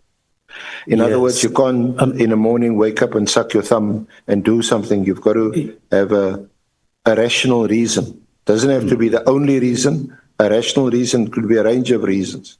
But Minister, with respect, I've asked you those questions. Your lawyers can give you that advice. I'm not here to give you advice with respect. Yeah, I'm fine. I just want a record. I wanted for the record. We're dealing with the facts. This honourable committee must establish the facts in relation to its terms of reference. Then it will report back to Parliament. I've asked you about whether or not you consulted. It wasn't in respect of any legal provision that I've asked you whether you did it. Yeah, I need to enter on record of the ad hoc committee that earlier on there are paragraphs that you led me on, and these are paragraphs 19 to 22. Now, my legal representatives say those were wrong paragraphs in the context of what you were interested in. That instead, I should have been led on paragraphs 81 and 85. I'm just recording that. I'm not wanting us to go back. But at this stage, the point is, I have on several occasions, as one honorable member there has indicated, really made an effort, a strong effort to respond to the question, but it keeps on coming up. Now, I am in a meeting of a portfolio committee chaired by the chair, and I'm led on specific matters that were reported. Now, I didn't mention a particular thing. It was not what I was expected to deal with at the portfolio committee. That's the point I was trying to indicate. Minister, can I respond to your point? You in your presentation yesterday, you addressed the constitutionality of the directive. And you referred, I didn't have to refer you to this, as legalese from paragraphs 19 through to from paragraph 19 through to 30. And in fact, we also discussed the next item in your statement, the legality of the NKPTT post. So the constitutional role, you obviously advised by your lawyers. The key paragraph is paragraph 21, which you said, this is the power to determine national policy. The second power to direct the National Commissioner. The third power to direct the Civilian Secretariat. I didn't read that. I didn't say that. You said it yesterday. And obviously it's from your statement. Then I extensively referred here to paragraphs 82. I said, this is under the heading, the chronology of events leading to the directive. We discussed this. October the 24th, 13th of November 2024, 21 November 2024. Then you say there was a meeting with Masemola on the 22nd of November. We discussed this. So I don't understand why you would say that. Are your lawyers complaining that I am? Yes, that's how I have recorded it.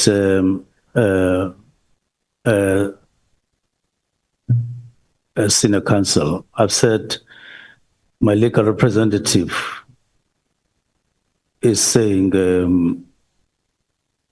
that those were not the paragraphs I should have been led on. I should have been led on others. But I'm doing it for the matter of the record, and we can pass and go back to the issue now that we've recorded that. Go to the current issue. Okay, let's deal with the current issue, and we will, during the break, discuss this with them. If they are dropping notes with you, they can quite easily drop a note with one of my colleagues, and I will consider them, and we will either ask for an adjournment to correct whatever we're doing wrong, or ask for an adjournment to discuss it with them. Okay, I'm happy with that. So just to come back to that just has to do with the response they forwarded, as you were referring to, yeah. But that's fine. So the submissions you made to the portfolio committee on the 5th of March. Did you discuss this matter with the president before you appeared before the portfolio committee? Yes, I think it would have come earlier, whether it is January or February. I don't have a date, but we did. Yeah. So did you specifically discuss with the president the disestablishment of the task team? That was my purpose, to go and brief the president that there is a particular decision I've taken in regard to this, and I did so. What was it? Can you recall when that discussion took place? Was it just before the directive was issued? No, it was after the directive. After the directive was issued. It was after the directive. So the president also saw on social media or in the media that the task team has now been disestablished by you. He also just heard about it. Well, I'll have to give you evidence that he picked it up from social media. I don't know. What I know is that I sought an appointment, and it was granted at a particular time, and I went to brief him. I didn't ask whether he had seen it or not. So you didn't inform the president before you issued the directive. You only spoke to him after you issued the directive. I've already said so. Okay. Senior counsel. So thank you. So when or how soon after the directive of 31 December did you tell the president? Pardon? When after the 31st of December 2024 did you tell the president about the display? I've already indicated that it must have been January, February. I don't have the exact date. I will check. Okay. What did you tell him? Did you give him any reasons why you are directing that the task team be disestablished? Well, or did you just tell him, by the way? It was a short briefing with the president. It was a briefing. It wasn't a discussion to say, I, at some point, took this decision last year in December. And all I remember is that I did say there are matters that I have developed a very serious concern about. And I said to him, these matters, among others, have led me to disband the political clearance task team, and that possibly at some point, if I didn't do this, there may have been a call for a commission on those matters. So I decided that I would preempt any need for such a call at some point, and I did this, and that was one of the things that I mentioned during the short briefing. So you said it was a short briefing. Yes. The president would have many appointments, and you never get the whole day. It was a short briefing. I suppose, except of matters of national importance, you could schedule a longer meeting with the president. I could have made it longer. No, you could schedule, or your chief of staff could schedule a longer meeting with the president on matters of national importance. I should do so, or I should have. I'm asking whether it's not perhaps more appropriate to arrange a fixed meeting with the president to have a longer time to discuss. I do that from time to time when it is necessary. Well, so that's why. Can we ask? I mean, was this meeting 10 minutes, 15 minutes, 5 minutes, half an hour? How long was this meeting? I really didn't calculate the time. I got a slot, and I used it for the purpose for which I had asked the slot for, but I didn't count the minutes. And you didn't provide him with reasons X, Y, and Z why you are disestablishing the team. You didn't furnish him with any reports or anything like that. No, it wasn't going to include a discussion. It was just a briefing. I asked for a slot to give him a briefing, and I did so. So it was really just to communicate to the president that this is what you have done, and the president heard what you did. As I've said, I included briefly what the reasons could have been. I don't think I was elaborate. It was not an elaborate kind of a presentation and a discussion. It was just a briefing that I've taken that decision. So why do you use the word? The president was in agreement with what you did. What should I say? Well, it sounds to me that you conveyed what you did to the president. The president heard what you had to say and basically noted it. An agreement, let's not become technical. I think we know what an agreement means. Two or more people discuss something. They put whatever is on the table that requires an agreement. They engage, and then they say, okay, fine. Here it sounds like there was no engagement. You informed the president of your decision. I briefed the president. Yes, you briefed the same thing. You briefed the president. Mm-hmm.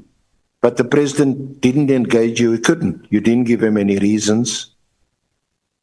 You never told him why you wanted the task team to be disestablished, so that the president could say, oh, okay, but why X, Y, and Z? And then you engage in a discussion. It was a short meeting. So you briefed him in short and he noted what you had to say. There couldn't have been an agreement. Senior Counsel, I am pleading with you to note that there are different forms of engaging, even with the president. You can go and ask to make a presentation. If you are granted an opportunity, you will make that presentation. You can ask for a short period just to brief him on something, and then if it's granted, you do so. It takes different forms. In this instance, it was a briefing from my side, and I don't think there was anything wrong in me using that word, unless it is demonstrated to me that this was wrong. But what I'm saying in my statement, I did brief the president. That's what I'm saying. Yeah. After the effect, after the 31st. Yes, I was just questioning whether you could say there was an agreement or that the president agreed with the director, given that it was a briefing and it was short. That's what I was questioning. Yes. But if you're happy with the response, then we can move on. Again, I'm not here as a judge to sit and discuss what constitutes an agreement. I've just questioned whether it was appropriate to use. Just a moment, Honorable Ngola. Chancellor, thanks, Chair. Just a second. I think it is important for us to explain to the witness why the evidence leader is emphasizing agreement. It's solely because the main witness had casted doubt whether the president would have agreed for a dissolution of a political killing system. So that's why the evidence leader is emphatic when it comes whether or not the president agreed. Because the main witness went to an extent of saying the president made an address in Northern Cape and he would have applauded the work done by the political killing system, and therefore the main witness does not believe that the president would have agreed to such a kind of a decision. So that's why the evidence leader is emphasizing on the agreement. Thank you very much, Chair. May I proceed, Honorable Chair? He has helped you. Yeah, I asked. Just one more moment. Honorable Malema. No, thanks, Chair. I think we must put it simple because it's going to be a serious issue. Did the president agree to the disbandment of PKTT? The answer in the affidavit is that I briefed the president, he agreed with the briefing I gave him. So, Honorable Minister, is the answer yes? Yes, as is in the affidavit. The answer is yes. The answer which we must record is yes. Yes. Thank you. Because the context in which before you continue, may I check, honorable members, are you satisfied? Can I allow the senior counsel to proceed? Thank you. May I proceed, Honorable Chair? Thank you. There are honorable members who are signaling time to me, so they are essentially saying that I must bring it to the attention of you and the witness that you are now on borrowed time.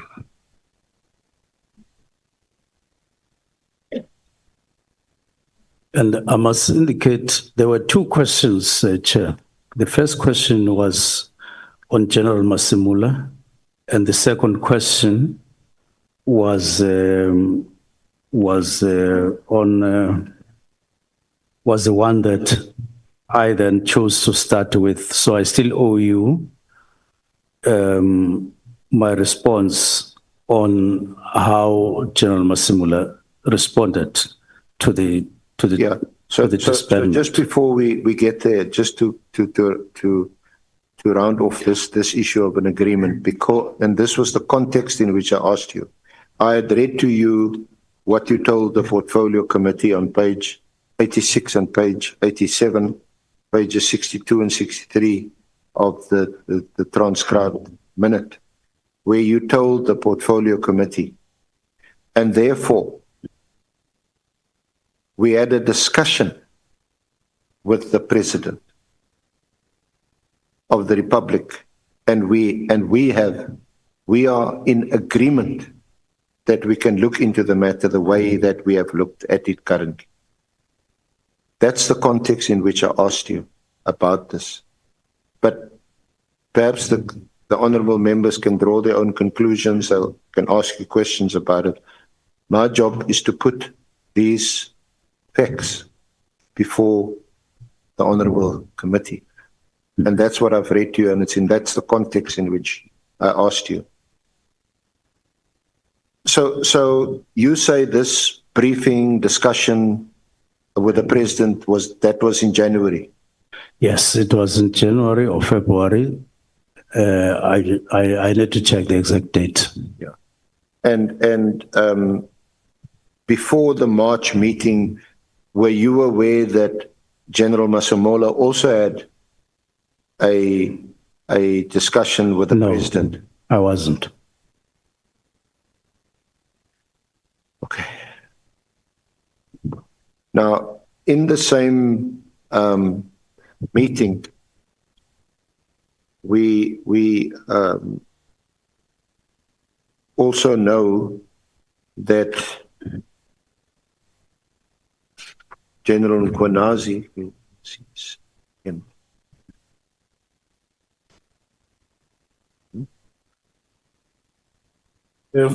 when you still consult regarding that audio material, I just want to give Mr. Stolle an opportunity to brief us, because apparently they are struggling to find that part, Honorable Minister. Mr. Stolle, may you please take us through on what you find.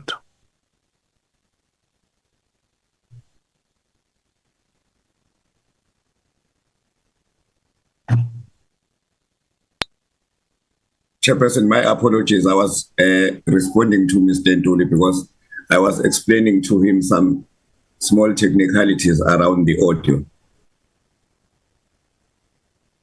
Are you able to locate the part that the witness has requested? Yes, Chairperson. Are you able to play the part? Oh, I thought maybe the sound and vision specialist will play it in the house for members. Then I explain. It begins from 3 minutes, 54 seconds, up to 4 minutes, 20 seconds, and leading up to 4 minutes, 44 seconds. Yeah, play that part from 3 minutes, 54 seconds, and we hear if he confirms that he wanted us to hear.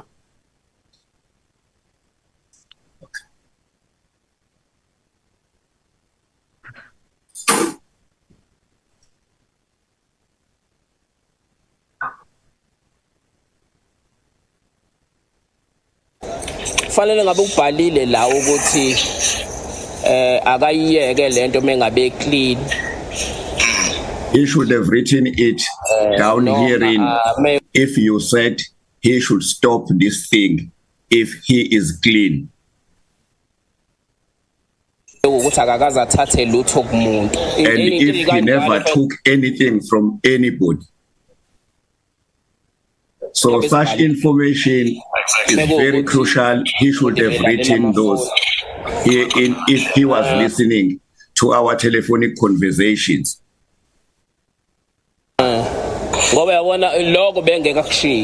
Because he was not going to deliberately omit that, because it is in line with what he has alleged. Around all the issues he has raised. He has not even raised the issue of the warrant.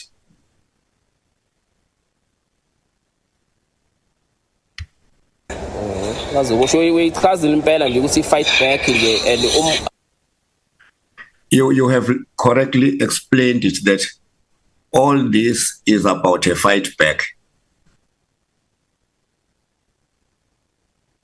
I'm sure now umuonesha phela ngoba uyamazi awuqala ukumazi manje. Ukuthi kuzoba ne fight back la mawuzazi uclean. And you want him because you know him. You did not know him just now. You have known him for a long time. And fight backs are always there. Yeah, because that's what they're going to do. Because if you tamper with the police, yet you are not clean, police will go after you. I will stop there, Chairperson. Okay, thank you so much. Honorable Minister, is this the part that you wanted us to hear? It doesn't seem that it is a part, it's another conversation, but it may be that conversation, that part of the conversation between the two was not the one when he had started recording, but he did, we did talk with Chief of Staff, but I'm fine at this stage. What we should do now, we were stepping out of this audio because it's not what you want. I'm fine. Then at your time, I'm fine. Get the evidence that you want to bring it here to us. Yeah, it may have not started when they started recording. It may have been said before they started recording, but they did discuss it. They did tell me that. And then maybe next week, Tuesday or Wednesday, time permitting. Thank you. We will look at how we deal with that. Thank you. Thank you so much. May we please go back to the senior counsel. Thank you, Honorable Chair. Honorable Minister. And I must just indicate before that there are honorable members who have requested to leave. And I have granted them permission to leave, starting from 14 hours.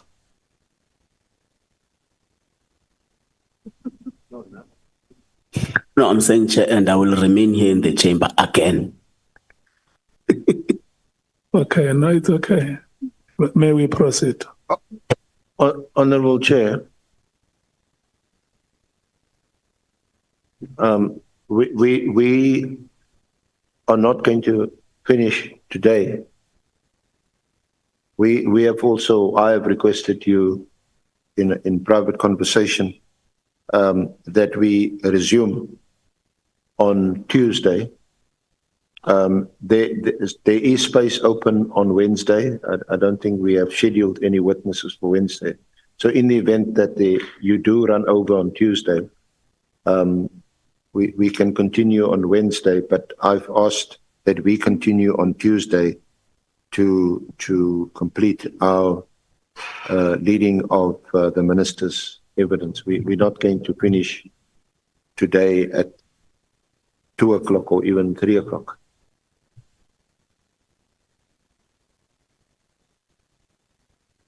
Honorable Skosana and Honorable Malema. Thank you, Chair.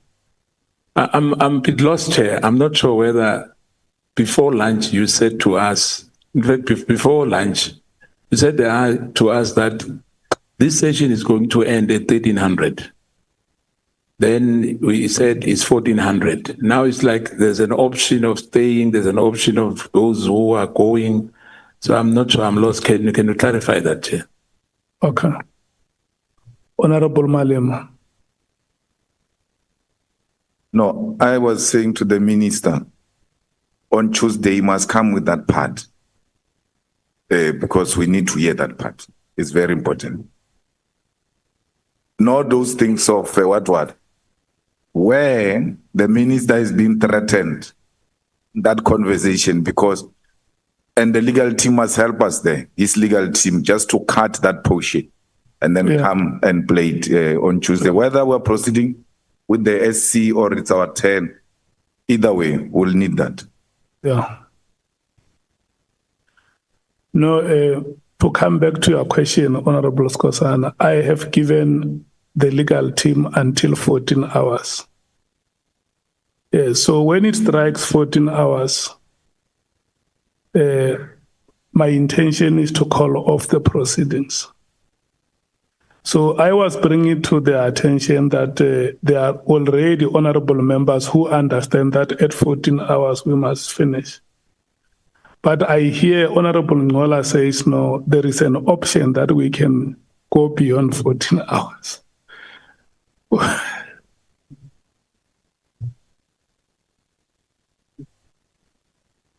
Yeah. So, and then the senior counsel says, even if we run up until 3, we will still not finish.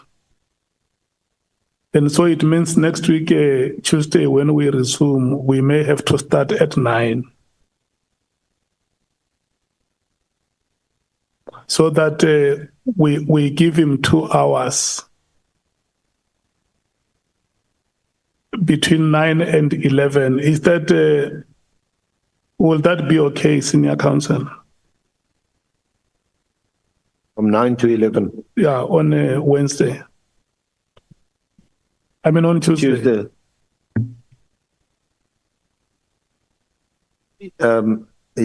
Interruptions permitting. Yeah. No, yeah. You can also take off like you do, give me a discount when other honorable members are interrupting then. But I think we can fit it into 2 hours, and obviously with the cooperation of the honorable minister. Look, this is what is going to happen when we stop the proceedings today. Yourself, as the legal team and the witness, you must find each other on certain issues that must not take us time. So that when you come back on Tuesday, you know that you have 2 hours. I think we have stretched the honorable members. It's enough. We can't go beyond this. The witness requested that we must give him enough time. You also said the documents that he submitted are voluminous. That cannot be done on one day. And we allocated a day and half a day. And still we are not done. So when we come back on Tuesday, Honorable Minister, yourself and the senior counsel have 2 hours between 9 and 11. I'm absolutely fine, except that I see that my time of giving evidence gets limited. We are still going to ask you questions. No. I have no problem with that. Yeah. But I'm saying when I'm asked to respond, I don't finish because evidence leader comes in. No, you are going to finish everything because you can see now by all indications, Wednesday is already booked for you. So it means Tuesday, whether we finish at 12 o'clock midnight or 1 o'clock in the morning, you are here, you are answering questions. And then we take a comfort break for 6 or for 7 hours. We come back on Wednesday. And if you feel that the honorable members are impatient with you, you tell them that allow me to respond to your question. Chair, I'm at your disposal as a witness, and it is the opportunity I wanted. Yeah. That's why.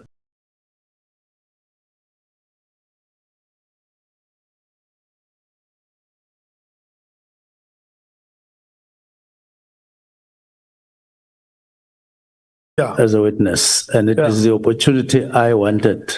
Yeah. That's why, and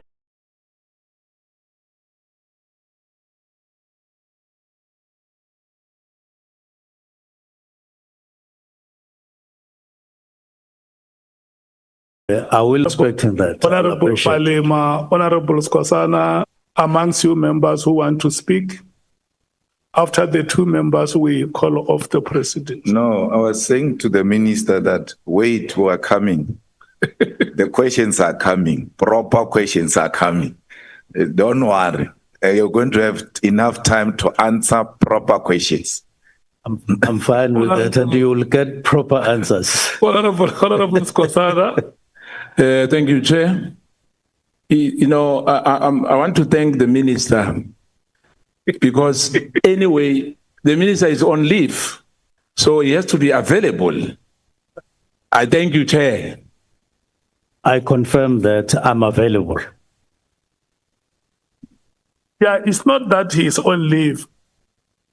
He has put it on record here that the decision that brought us here is his decision.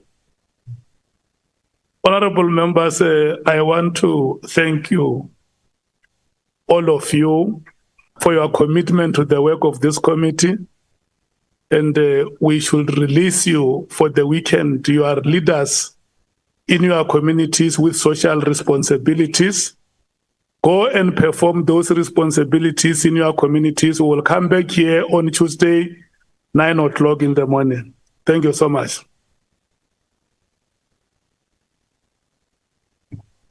Olebe Tomokona.